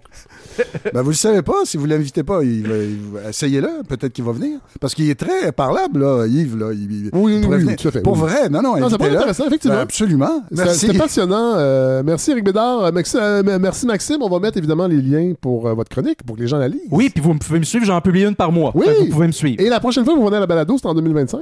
Oui. Pour une chronique. Pour une vraie chronique, cette fois-là. Voilà. Oui. Merci. Ah, ça, c'était pas une vraie chronique?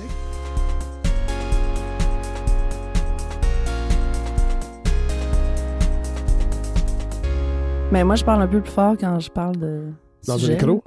non, mais quand je parle de sujets qui. On enregistre ça. Ouais. OK. C'est pas grave, il y a du montage. OK. Ou pas. Gabriel Brassard-Lecourt, de retour pour nous parler de ce qui mijote à pivot. Je vais commencer tout de suite. Vous avez fait une grosse annonce. Vous quittez Twitter. Ouais, on quitte Twitter, donc X, aujourd'hui. Ouais, moi, j'appelle ça encore Twitter. Ouais, moi aussi, pas là. Fait le switch, ouais, c'est ça. Je comprends, moi aussi, j'appelle encore ça Twitter. Ça a pris du temps parce que... ça a pris du temps, mais en fait, c'est qu'on a essayé d'avoir une petite coalition d'autres médias. Oui, parce que... Attendez, une coalition pour faire une sortie en disant qu'on était plusieurs médias à quitter Twitter. Donc, François Cardinal a dit non. Exact. En fait, c'est pas tout à fait le genre de médias qu'on est allé chercher. C'est parce qu'il a fait un texte dans son calepin de l'éditeur pour expliquer pourquoi lui, il trouvait ça important que les journalistes restent sur Twitter, parce qu'il faut parler aux gens qui ont voté pour Donald Trump, il faut les comprendre encore et encore. Ouais, c'est ça. Avec un début, d'accord. Moi, j'ai pas cette... nous non plus. Puis, en fait, on le dit, je le disais un peu dans mon statut la semaine passée, c'est quelque chose, on pensait à ça même avant les élections, parce que, en fait, on y pense depuis que Elon Musk a pris possession de Twitter et a changé ça pour X. On voyait qu'il y avait déjà moins de débats intéressants. Oui. Nous aussi, notre gros enjeu, c'est que depuis que c'était Ellen, on pouvait plus modérer les commentaires. Puis c'est pas parce qu'on veut pas de commentaires, on est très ouvert aux commentaires critiques et tout ça, mais on a une limite où on n'a jamais accepté, mettons, les commentaires qui sont des insultes personnelles, des commentaires xénophobes, racistes, tout ça. Donc là, ça devenait un peu difficile pour nous de modérer, même que, par exemple, l'an passé, on a organisé un événement physique à Montréal, puis on s'est posé la question, on était comme, est-ce qu'on le publicise sur X? Parce que là, nos haters vont-tu se pointer pour nous casser les jambes? On était dans cette réflexion-là, puis là, ben, l'élection a comme un peu sonné le glas de ça, mais effectivement, on a pris un peu de temps parce qu'on est allé chercher des gens de notre réseau. Nous, on fait partie de réseaux plutôt anglophones avec des médias indépendants, parce qu'il y en a beaucoup de médias indépendants qui ressemblent à Pivot, mais qui sont pas au Québec. Donc, on essaie de les convaincre, puis ils étaient pas prêts. Ah ouais! Mais je peux comprendre parce que pour des petits médias qui sont moins connus, tu sais, déjà qu'on peut plus publier avec Meta nos contenus. Puis pour nous aussi, là, c'est un pari entre guillemets parce qu'on a un gros following sur X, là, mais pour nous, c'est un statement politique de faire ça. Tout à fait. Puis il faut le dire, sur X, les algorithmes, à la fin, tu sais, Elon Musk, je sais qu'il y a des gens qui sont pas sur les réseaux sociaux qui doivent dire, mon Dieu, il exagère, mais Elon Musk et sa petite équipe, parce qu'il a congédié énormément de personnes, ils ont complètement changé les algorithmes. Moi, je le voyais, là. Ouais, je veux dire, mes publications, de la balado, là, genre annoncer les épisodes, ne rejoignaient plus du tout, là. Même On chose parlait pour de nous. 22 vues, là. Ouais. J'avais 6700 abonnés. Exact. Et aujourd'hui, c'est drôle, je voyais sur Blue Sky une chercheure qui a publié une espèce de grille qui montrait que, dans le fond, les tweets d'Elon Musk ont été propulsés fois 1000 Exactement, par les algorithmes que lui-même a demandé à ses infos. Je veux dire, donc là, à un moment donné, comment on combat ça? Ça vaut-tu la peine? Tout c'est ça, une chambre d'écho. Je sais qu'on parle de Blue Sky comme une chambre d'écho, mais Twitter est devenu une chambre d'écho de l'extrême droite. Là, exactement. Puis nous, c'est quelque chose qu'on veut pas encourager. Puis là, ben, on le nommait aussi dans notre éditorial que on l'a constaté aussi que les publications d'Elon Musk ont 1000 fois plus de... Donc, tu sais, l'algorithme, on peut pas se battre contre ça. Puis il y a aussi une affaire de... On veut pas encourager cette entreprise-là, tu sais, dont les actionnaires, tout ça. Mais après ça, on sait que Blue Sky reste un conglomérat, puis une entreprise de la Silicon Valley. Oui, la semaine prochaine, on va en parler avec Philippe Baudouin, entre autres, qui a travaillé chez Blue Sky, qui est un gars de l'IA, qui est un programmeur, puis il va venir nous en parler aussi parce qu'il y a des fonds d'investissement de la crypto qui sont là-dedans. Bon, c'est ça.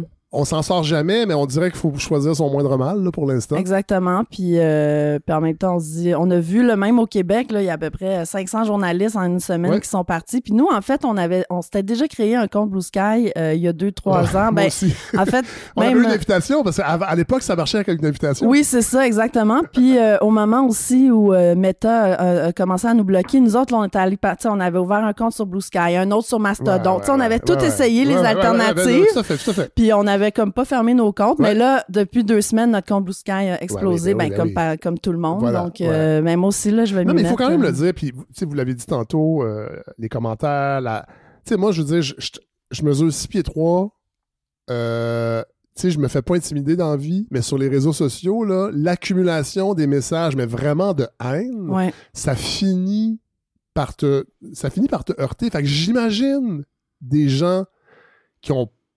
Puis, tu sais, je disais, moi, je suis une grand gueule. Tu sais, je disais, ma persona médiatique, c'est ça. Fait que je suis capable d'en prendre, là, mais à la longue, au quotidien. Fait que j'imagine ceux qui en souffrent 1000 fois plus que moi, comment c'est pénible. Ça, je pense qu'il faut le dire, puis il faut en parler parce que on a comme accepté ça avec les années.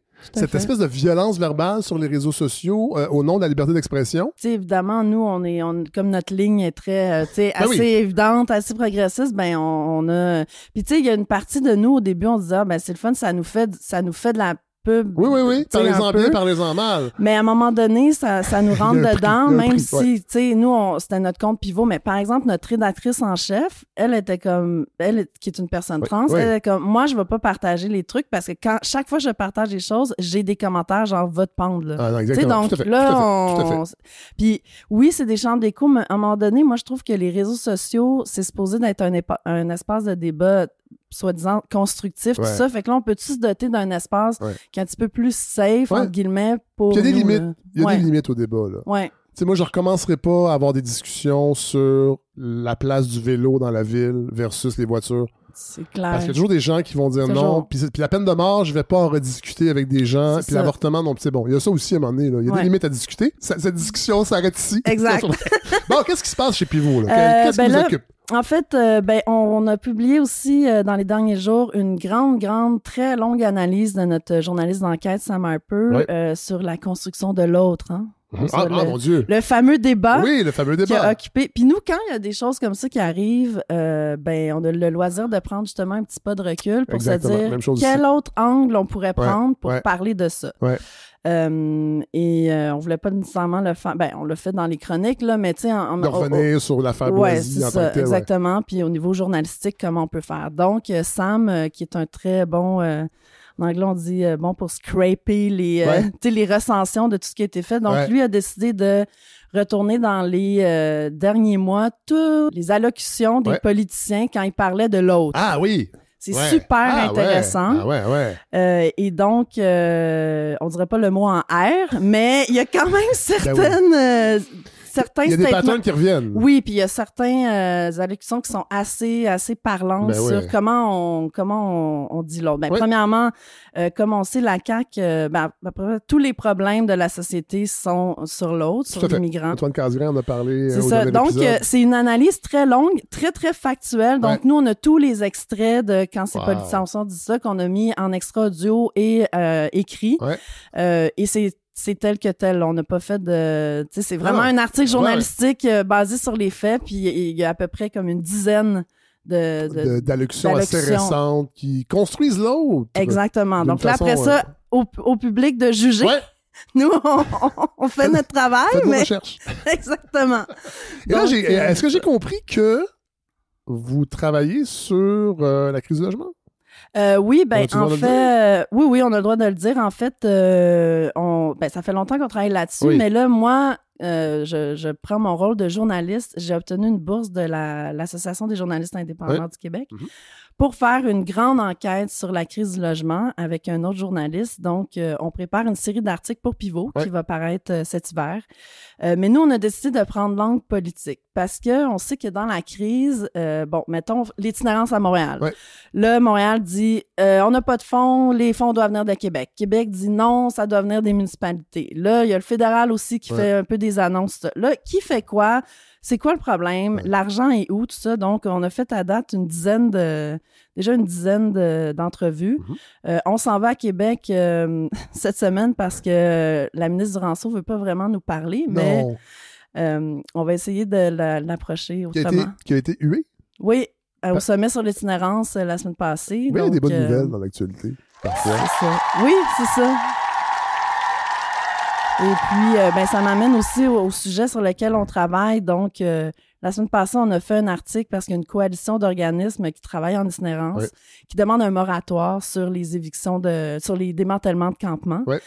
Sachant qu'il y en a un, là, on est lundi aujourd'hui, donc il y en a un qui se passe en ce moment au campement de Notre-Dame. On est le 2 décembre. Donc, notre vidéojournaliste a fait un reportage écrit et vidéo pour expliquer c'est quoi les conséquences d'un démantèlement. En fait, on déplace toujours le problème. Hein? Donc, on s'attaque pas vraiment aux racines.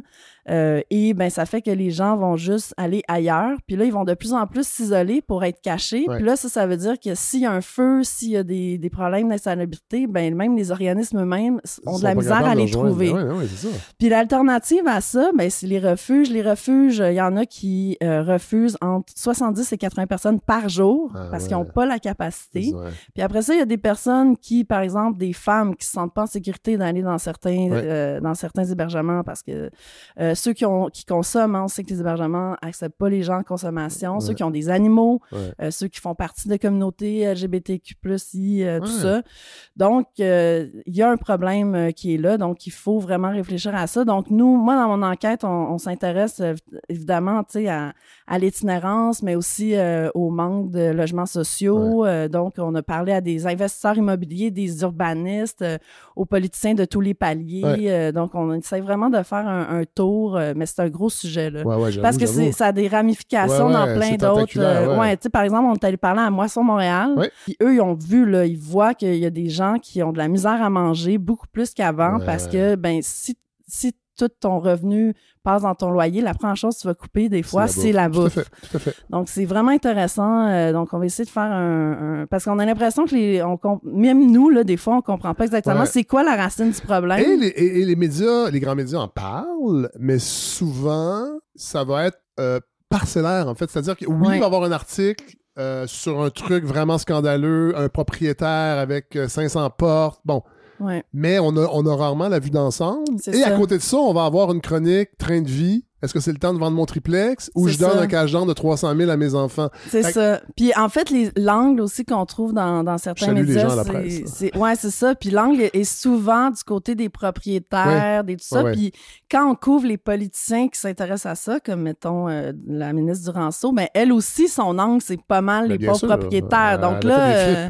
Exactement. Je veux dire, elle s'est enrichie, puis c'est d'ailleurs pivot. Je cite souvent cette enquête-là qui avait démontré que je pense que c'est la moyenne du parc immobilier, la valeur moyenne dans le caucus de la CAQ, c'était 1,6 million. Ouais. Bon, 1,6 aujourd'hui, c'est plus grand-chose. C'est peut-être un triplex bien rénové à Montréal. Mais quand même, on peut se poser des questions. Est-ce que ces gens-là veulent vraiment régler la crise ou...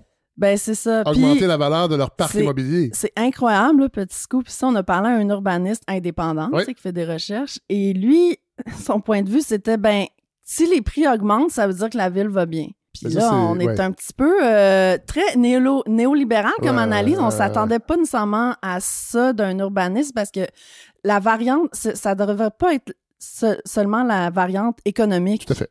Qui est l'indice pour dire qu'une ville va bien. Tout à fait. C'est comme le PIB. Exact. Mais c'est un indicateur parmi d'autres. C'est ça. Puis, en tout cas, moi, personnellement, je trouverais qu'un indicateur, c'est plus si tout le monde a un toit sur sa tête. Ouais. Puis s'il y a plusieurs modèles possibles, est-ce qu'on peut être plus de coopératives? Oui, du logement social, mais il n'y a pas juste ça non plus. Non, il n'y a pas juste ça. Ça induit l'idée que, dans le fond, ça prend des HLM. Parce que les gens mélangent souvent aussi HLM, logements sociaux. Puis que...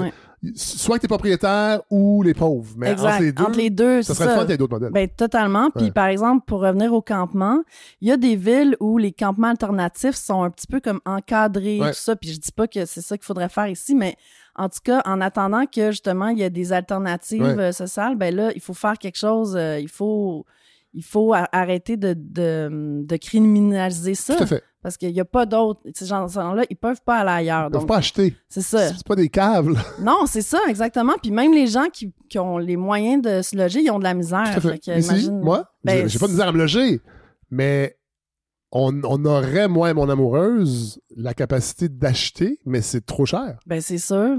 Fait que là, c'est ça. Puis là, on est dans l'immeuble est en train d'être vendu, tout ça. Fait que c'est sûr que ça nous stresse pas parce qu'on a certaines ressources, mais mais malgré tout, on se dit à deux, c'est fou qu'on soit... Incroyable. Que ce soit difficile comme ça. Puis qu'on est obligé de s'excentrer. Bon. Ouais. Je veux pas tomber dans le personnel, mais je vais lire le dossier. Ben oui, c'est super intéressant. Donc, on travaille là-dessus. Puis, tu sais, ça, même moi qui est seule, moi, j'habite dans une coopérative d'habitation. Une chance, parce que sinon, je sais pas qu'est-ce que je fais, mais... Ouais. En fait, quand j'ai rencontré ma blonde, elle était en coop. Mais quand elle tombe enceinte, c'était pas possible. Non, c'est ça. Ben, il y a ça aussi, moi, en tout cas. Ben, sans tomber dans le personnel, par exemple, si je prends mon exemple, dans la coopérative, il y a plusieurs personnes qui ont élevé leurs enfants, qui sont partis depuis belle lurette, mais là, qui restent seuls dans des 5,5, tu sais. Non, mais je veux pas... Là, prochain gros dossier de je veux pas partir de ce débat-là parce que je sais que c'est des droits acquis, entre guillemets, mais moi, je trouve que peut-être que si tout le monde... Puis je sais qu'on est dans une société où, tu sais, on a toujours envie... Même moi qui vis quand même dans un 3,5, puis c'est vraiment suffisant pour mes besoins. Pendant la pandémie, j'étais comme, j'aimerais ça avoir une pièce de plus pour faire mon bureau, mettons, pour pas qu'il soit dans mon salon. Mais tu sais, c'est du gros luxe, ça, parce que dans les faits, j'ai pas besoin de tout cet espace-là. Mais on est dans une société où, tu sais, il a pas de gain, puis bon. Puis quand on va à côté des Monster House, quand on va au 10-30... C'est ça, exactement. Pour aller faire notre bénévolat, on regarde des...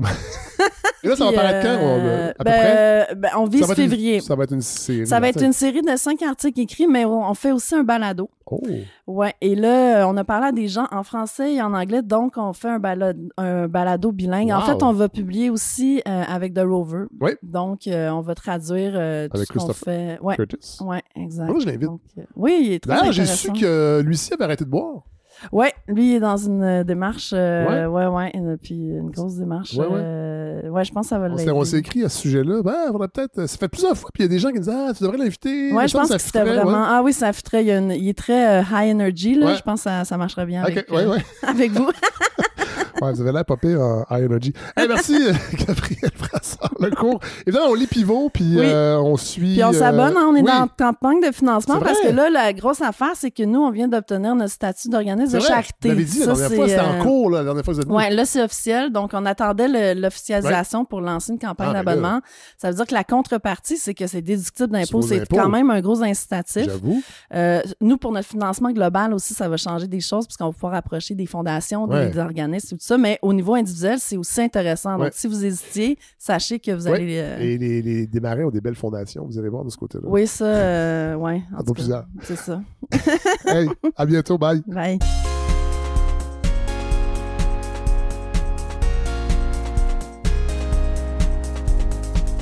Alors, Pat Bellil, bonjour. Salut. Vous êtes facteur? Tout à fait. On se connaît?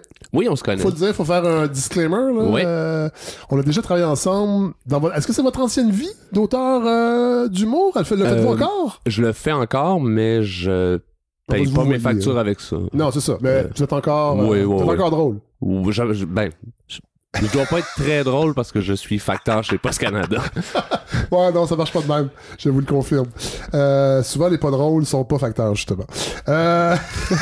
Et sinon, il y a Julie Chiopini. Exactement. Bonjour. Bonjour. Vous êtes factrice. Alors, je trouve ça intéressant qu'on ait cette parole-là pour qu'on explique. J'en ai pas parlé beaucoup. Les médias en parlent. En fait, cette semaine, ça m'a frappé comment là, on sentait que le vent tourne. Je sais pas si vous le sentez sur le terrain. C'est le discours médiatique qu'on entend. Là, c'est Noël, les cadeaux, l'économie. C'est sûr qu'on dans les médias, on va parler davantage de la madame dont les cendres de son père est pris dans la poste. C'est drôle, hein? C'est comme quand on parle des pistes cyclables. L'exemple, c'est toujours le monsieur qu'il faut qu'il aille chercher sa mère pour ses traitements d'oncologie, puis les vélos l'empêchent. C'est bien rare que quelqu'un dise ça m'empêche de me parquer pour aller jouer au vidéo poker. C'est toujours quelque chose de noble. Exactement. Mettons qu'on veut résumer pour les auditeurs et les auditrices. Ça fait depuis, en fait, le 15 novembre qu'on est en grève officiellement. Oui. Il y a eu au début des tentatives de négociation, ça a chopé un peu. Il y a eu le médiateur spécial qui a été mis en place par le ministre du Travail avec l'intention que ça avance des deux côtés. Le médiateur a quitté la table. C'est un peu, je veux pas dire le mot désespérant, mais c'est sûr que les gens, autant les citoyens qui ont un grand besoin de Post Canada, autant les grévistes qui sont pas millionnaires, là, on va se le dire, c'est très difficile pour tout le monde présentement, puis tout le monde souhaite que ça se règle. Les grandes revendications qui sont sur la table. On entend souvent que les travailleurs des postes demandent une hausse de salaire, puis il y a beaucoup de jugements par rapport à ça, mais je veux vraiment rectifier que c'est plus un rattrapage salarial qui est demandé, étant donné qu'il y a eu, durant les 15 dernières années,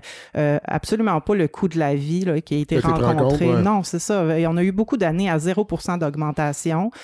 J'ai lu conditions de travail sécuritaires. Ce qu'il faut savoir, c'est que Post Canada a souvent des nouveaux PDG qui arrivent avec une nouvelle vision. Présentement, il y a une nouvelle tendance chez Post Canada qui s'appelle la STL, qui est la séparation entre le tri et la livraison. Okay. Ce qui veut dire que présentement, si un facteur va trier lui-même sa route au bureau de poste avant de partir, va préparer ses choses, ce qui fait qu'il va passer 1 heure et demie à faire ça, et après ça, va être sur la route.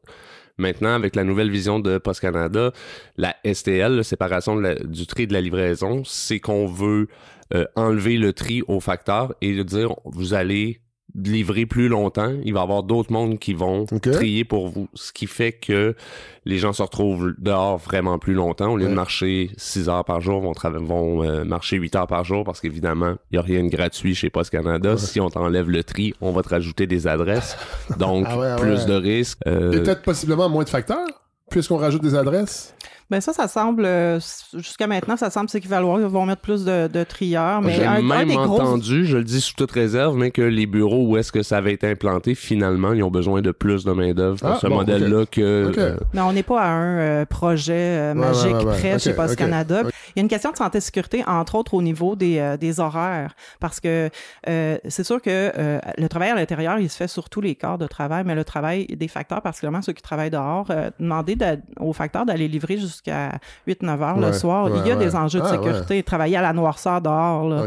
Ça, c'est réel. Puis pour des gens qui travaillent depuis 20 ans, qui avaient l'habitude avant de commencer leur route à 6h30, ben, tu sais, la conciliation travail-famille, c'est très difficile à prendre comme changement au niveau de la qualité de vie. Il y a du courrier qui se fait... Moi, je suis titulaire. Tard le soir? Oui. Techniquement, on peut livrer jusqu'à 9h le soir. Moi, je suis titulaire d'une route avec mon 2 ans et quelques d'ancienneté. J'ai pas la plus belle route. Je suis titulaire d'une route de 11h à 19h. Ah ouais, OK. Ce qui fait que l'été, quand je me retrouve dehors, le soleil est à son zénith. Et en hiver, c'est sûr que je finis à la noirceur. Ouais. C'est ça qui est un peu étrange, c'est que Post Canada, des fois, parle des deux côtés de la bouche. D'un côté, on va nous dire... faut vraiment réduire les accidents de travail, mais de l'autre, vont nous donner des conditions où est-ce qu'on travaille de plus en plus sous pression, dans des conditions qui sont vraiment pas sécuritaires. Ouais. Il y a les retraites aussi, on rentrera pas dans les détails, mais bon, c'est souvent des revendications... Les retraites, en fait, pour faire un petit topo rapide, là, on sait même pas pourquoi ça s'est retrouvé sur la table de négociation. Notre fonds de pension, là, il est surcapitalisé, il va très, très, très, très bien. Okay. Il est financé autant par les travailleurs que par les profits de Post Canada. Et ça fait plusieurs années que Post Canada ne met pas ses cotisations de son côté, tellement il va bien.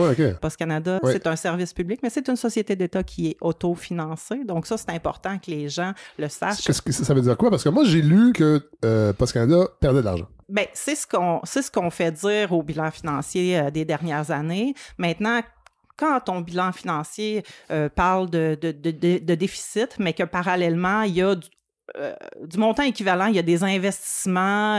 Je veux pas me prendre pour Pierre-Yves McSween, je n'en ai ni la chevelure ni la crédibilité. Peut-être même ni le désir. Absolument pas. Mais faut vraiment faire la différence entre un rapport financier et un bilan financier. Un bilan financier, c'est un texte en bullet point. On peut faire parler des chiffres, mais quand on les remplace par des mots, on peut encore plus leur faire dire ce qu'on veut. Il y a des questions qu'on se pose quand on regarde le bilan financier. Comme je dis, on n'a jamais vu de colonne de chiffres. Puis avec la loi sur l'accès à l'information, dans 1 an et demi, quand tout ça sera derrière nous, on saura. Mais on peut se poser la question quand on voit les déficits annoncés, qui correspondent pas mal au prix du centre de traitement qui vient d'être construit à Toronto pour un nouveau centre de traitement pour les colis. Donc, sur combien d'années ils ont réparti ça? Bon, après ça, faut pas oublier non plus que Post Canada fait partie d'un... Il y a pas seulement Post Canada. Dans le groupe de Post Canada, il y a Purolator qui, lui, génère beaucoup de profits. C'est drôle parce qu'on parle de Pierre McSween. J'ai entendu sa chronique à l'émission du matin à Radio-Canada. Puis il disait que son prof de comptabilité, il disait que les rapports annuels, c'est comme des romans, lisez ça comme des romans. Mais ça veut dire aussi qu'il y a une mise en récit. Ah, tout à fait. D'une situation financière, là. Là, je vais parler de mon ressenti depuis que je suis chez Post Canada puis qu'on est en égo. Ce qu'on ressent, c'est quand ils perdent l'argent, ils sont contents. Puis ça, c'est vraiment ce qu'on ressent. Ah ouais. Il y a quelque chose d'étrange aussi chez Post Canada, c'est que les employés de premier niveau, là, ceux qui vont à la rencontre des clients, là, on a vraiment l'impression que c'est eux qui ont à cœur le bien de l'entreprise. Bon, là, il y a bien sûr cette nouvelle réalité qui date de quelques années. Amazon, tous les services de livraison qui livrent presque la nuit. J'imagine qu'il y a ce désir de la partie patronale aussi de mouler un peu les services. Je veux juste dire que par rapport à la livraison de fin de semaine, on n'a jamais été contre ça. Ça fait même partie d'une partie de notre convention collective actuelle. C'est juste, on veut pas que ce soit des des emplois précaires qui viennent faire ce travail-là. C'est ça, dans le fond, les luttes, les négos, c'est qu'on veut que les conditions de travail demeurent saines, demeurent minimalement parce que saines. Ces concurrents-là ne les offrent pas, ces conditions de travail. Et c'est ça. Et c'est ça qui fait que ça coûte ce que ça coûte ou ça coûte pas ce que ça coûte. Donc, ça devient un choix de société. Maintenant, Post Canada, c'est un service public, une société d'État. On devrait être une norme en matière de qualité et de services et de conditions de travail. On ne devrait pas niveler vers le bas puis essayer de nous demander de concurrencer Amazon quand c'est nous qui desservons l'entièreté de la population canadienne. Et là, en préparant le segment, je lisais des commentaires, dont je pense que c'est ce matin dans Le Devoir, là, des petites entreprises, et toutes disent quelque chose qui parle, c'est-à-dire que on avait des tarifs préférentiels avec Post Canada, c'est moins cher. Alors, non seulement les grandes compagnies comme Amazon payent mal leurs employés, mais ça coûte plus cher. Fait que ça montre comment Post Canada, quand même, occupe une niche intéressante et que c'est pas vrai que ça coûte si cher que ça. Mais il y a aussi que si tu veux envoyer quelque chose que tu as tricoté à coup de joie, FedEx va te dire nous on va pas à coup de joie. Ouais, c'est ça. C'est pas payant pour nous. C'est ça. Tu vas te faire répondre ça même par Purolator qui fait partie du groupe de Post Canada. Nous, la loi des postes nous oblige à desservir cet endroit-là. Ouais. D'ailleurs, il y a pas cette idée aussi que les postiers et postières fassent autre chose que livrer des colis et des enveloppes? La diversité de services, c'est ce qui se fait dans d'autres pays. Quand on par exemple, c'est quel genre de service que vous pourriez offrir? En France, quand la France a vu son volume d'envoi de lettres diminuer, ils se sont dit, OK, comment est-ce qu'on garde la desserte quotidienne de toutes les adresses en France pertinente? Premièrement, pour la question de la rentabilité, ils ont eu l'excellent réflexe de faire une banque postale. C'est-à-dire? La banque postale, c'est tout simplement de faire une banque, de prendre ton service postal et d'en faire aussi une banque. Ah ouais, OK. Qui fait des prêts, qui fait des opérations courantes. On s'entend qu'au Canada, il y a autant de bureaux de poste qu'il y a de McDonald's et de Tim Hortons combinés. Ah ouais. Donc, fait que t'en as en salle. Il y a beaucoup de comptoirs postaux. Oui. Il y a beaucoup de comptoirs postaux où est-ce que on pourrait aussi faire des opérations bancaires. Premier réflexe, on règle le problème de la rentabilité. Il y en avait une banque jusqu'en, je crois, 1967. Il y en avait une banque postale.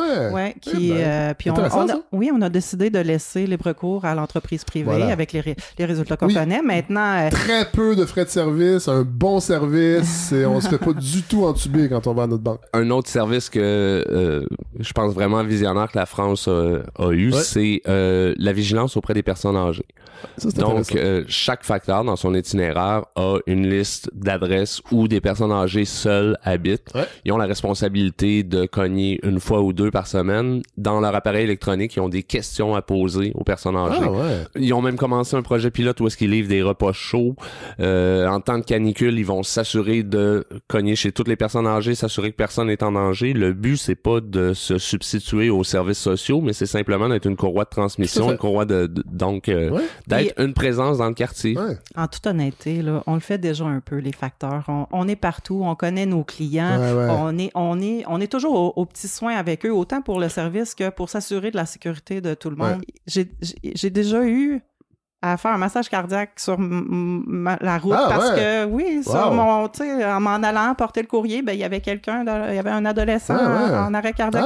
C'est ça, des facteurs. C'est comme, on est partout, on veut le bien de chacun, on veut... Puis ça, je trouve que ça serait important que ça perdure. Puis ce service de vigilance-là, comme on le fait déjà un peu, il me semble qu'on aurait tout à gagner à le mettre sur pied. Puis tu sais, avec le vieillissement de la population... Tout à fait. Je trouve que ça casse un peu le discours habituel qu'on a sur les syndicats qui sont pas proactifs, qui ne font que protéger un ancien modèle, des acquis, parce qu'il faut quand même le dire, le courrier a énormément diminué avec les années. Mais, tu sais, il y a les colis qui sont en hausse constante depuis 15 ans. Avec toutes les infrastructures qu'on a, avec les effectifs, avec le mandat qu'on a, il n'y a absolument aucune raison qu'on ne soit pas plus concurrentiel que ça au niveau de notre part de marché au niveau des colis. Moi, personnellement, j'ai l'impression aussi que le marketing est un petit peu à côté de ses pompes, dans le sens que je comprends pas pourquoi que Post Canada se ne démarque pas comme l'option sécuritaire. C'est plutôt que de dire dire on veut livrer plus de colis comme nos concurrents qui des fois doivent prendre des photos pendant que le colis est encore dans les airs, puis une fois que le colis est déposé puis que la photo est envoyée, voilà, c'est si j'étais au marketing, je me semble que j'irais voir Amazon puis je dirais hey, on vous dit pas de tout nous envoyer vos colis, on comprend que vous avez votre service, mais pouvez-vous juste mettre l'option Post Canada, nous on va s'occuper de la vente. Je vais marteler encore la même chose parce que je trouve que c'est un peu injuste.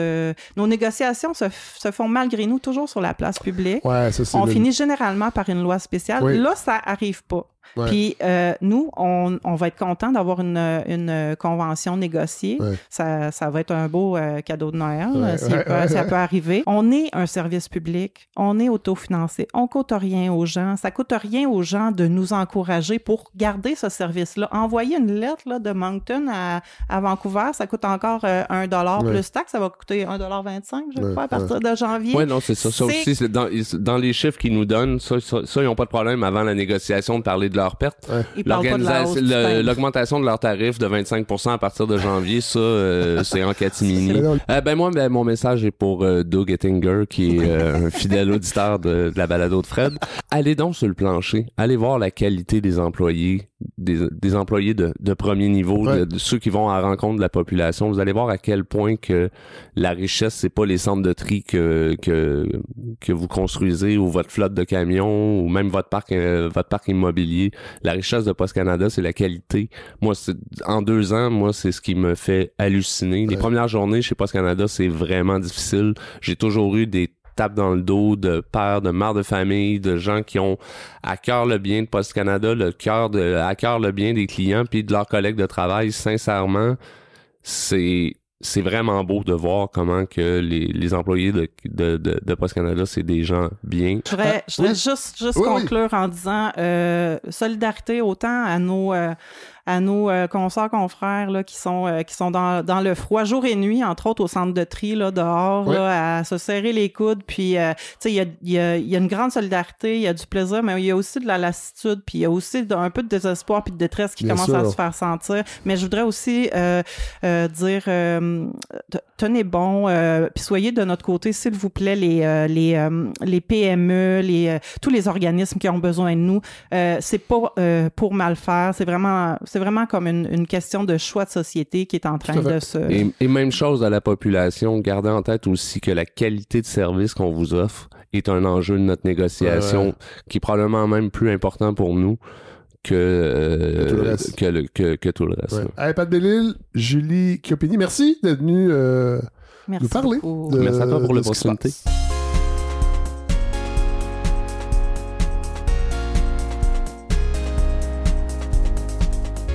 Alors voilà ce qui conclut ce 13e épisode bien costaud de la balado. Alors merci à tous ceux qui ont participé. Éric Bédard, entre autres, Maxime Laprise, c'est une belle discussion. Je ne suis pas toujours d'accord avec Éric, mais je suis toujours content de discuter avec lui. Et je suis souvent d'accord avec Maxime Laprise et je suis toujours content de discuter aussi avec lui. Merci à Gabriel Brassard-Lecourt. Évidemment, on lit Pivot. On lit l'article de Maxime dans Pivot. Je vais le mettre sur Facebook cette semaine. Un jour, il y aura une infolette. Ne désespérez pas. Merci également à Pat Bellil et Julie Chiopini, les 2 facteurs et factrices qui sont venus nous parler du conflit. Ça, c'était vraiment organisé à la dernière minute. On va terminer en musique avec une pièce qui va faire un lien avec celle de la semaine passée. Vous vous rappelez, j'avais fait découvrir Cali Malone. Il y a beaucoup de gens qui m'ont écrit pour me dire merci, mon Dieu, c'est tellement bon, c'est tellement pesant, c'est spirituel, c'est du sacré, tout en n'étant pas religieux. Et là, il y a, c'est la communauté qui frappe encore, la communauté de la balado. Il y a Olivier Bouchard, qui est prof de philosophie au collège, au cégep de Matane, qui m'a écrit pour me remercier de cette découverte et qui m'a lui-même gratifié d'une découverte. C'est l'artiste Caroline Shaw, que je ne connaissais pas, qui est une compositrice, qui est une musicienne, qui est vraiment... qui a un parcours incroyable, qui a composé pour de la musique de chambre, pour des trames sonores de films, qui a fait partie d'une chorale qui s'appelle Room Full of Teeth. Ça me fait bien rire. Donc, plein de place pour des dents, là, si je pourrais le traduire vulgairement.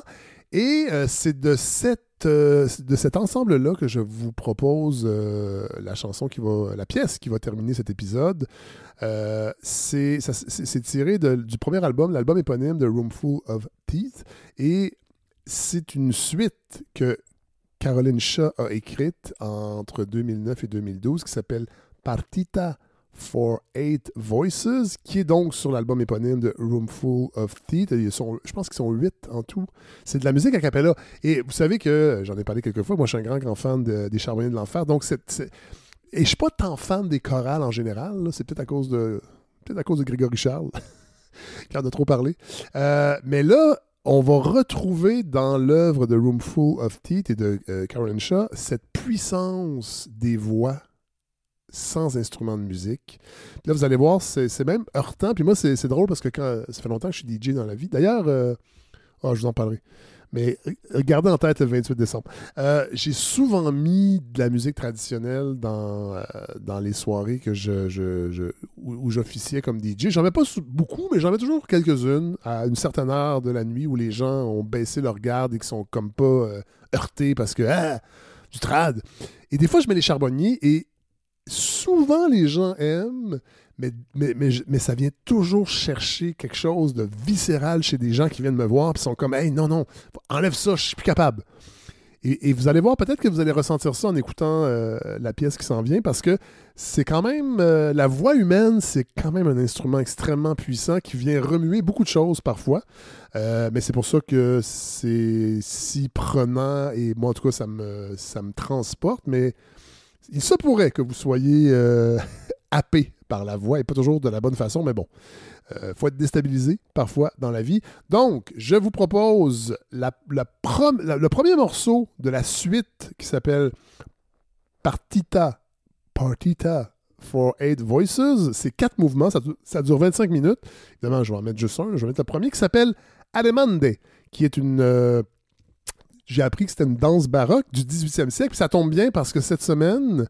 vous allez voir, je vais lier ça avec l'actualité de façon un peu crowbar, mais il y a un ancien de Meta qui a réagi sur la composition du gouvernement Trump et qui a dit ça s'en vient vraiment vulgaire, là, tous ces milliardaires qui entourent le président Trump à des postes stratégiques. Puis il disait, en fait, on n'est même plus dans le capitalisme, là, on revient à l'état féodal, tellement les écarts de richesse sont prononcés. Et là, c'est l'infime minorité la plus riche qui est en poste, dans des postes importants à la tête de une des puissances mondiales. Et ça lui faisait penser à un retour. En fait, il disait, j'ai l'impression qu'on va revenir en France au 18e siècle. Et je pense qu'il a même dit, il y a des têtes qui vont finir sur des pics. Et cette semaine, vous l'avez évidemment vu passer, ce dirigeant de la compagnie d'assurance United Healthcare, Brian Thompson, assassiné par un non-bénéficiaire en fait de sa compagnie d'assurance. Une compagnie d'assurance qui a fait un chiffre d'affaires, je pense, de 26 milliards cette année et qui a, grâce à l'intelligence artificielle, refusé 90% des demandes d'indemnisation et le président s'est octroyé 12 millions en bonus et il a été assassiné. Et sur les douilles des balles, il y avait les termes utilisés par la compagnie d'assurance pour nier, dans le fond, le remboursement à cette personne qui est partie en cavale avec un Bixi en passant. Donc, c'est une histoire complètement rocambolesque. Évidemment, on ne souhaite jamais la mort de quelqu'un, mais en même temps, il y a peut-être quelque chose qui est en train de se passer et je ne dis pas que ça va se multiplier, mais j'ai l'espoir qu'on ne va pas laisser le monde se dégrader à ce point. On y reviendra peut-être un jour là, sur ces nominations, mais en fait, il y en a tellement qui s'alignent et ils sont d'une vulgarité que ça devient difficile de les commenter. Alors, on va laisser la musique tenter de nous apaiser et de nous faire... nous donner la possibilité de traverser cette période et de se donner le courage de peut-être, ne serait-ce qu'imaginer autre chose et éventuellement le mettre en action. Voilà. Bon épisode tout le monde. To the side. To the side. To the side. And around. Through the middle To end. the side. To the side. Side. And around. Through the middle To end. the side. To the side. To the side. To the side. And around. And around and around and around in the middle. To the side. 2, 3, 4, And 5, across. 6, 7, 8. Through the midpoint. Of the line drawn from the left side. Element and around and around. Element and around.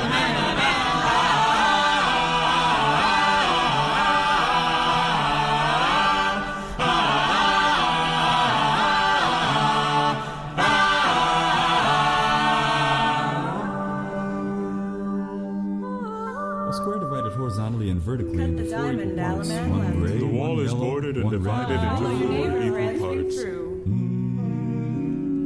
A red diagonal line from the lower left Square with corner a red toward the horizontal upper. line.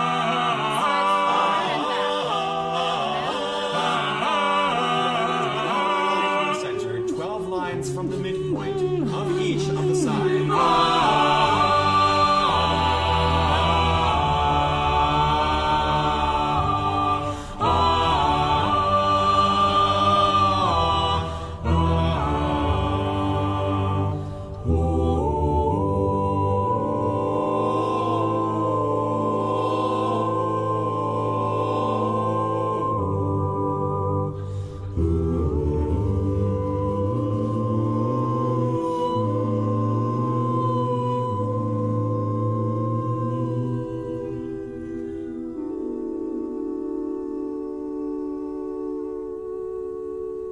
The detail of the pattern is movement. The detail of the pattern is movement. The detail of the pattern is movement. The detail of the pattern is movement. The detail of the pattern is movement. The detail of the pattern is movement. The detail of the pattern The is detail of the movement. pattern. The detail of the pattern is movement. The detail of the pattern is movement. 3, 4, The detail of the pattern is the movement. detail of the pattern is 4, 5, 6, 7, 8. The detail of the pattern is 4. The detail of the pattern is movement. 2, 3, 4, 5, 6, 7, 8. The detail of the pattern. The detail of the pattern is movement. The detail. The detail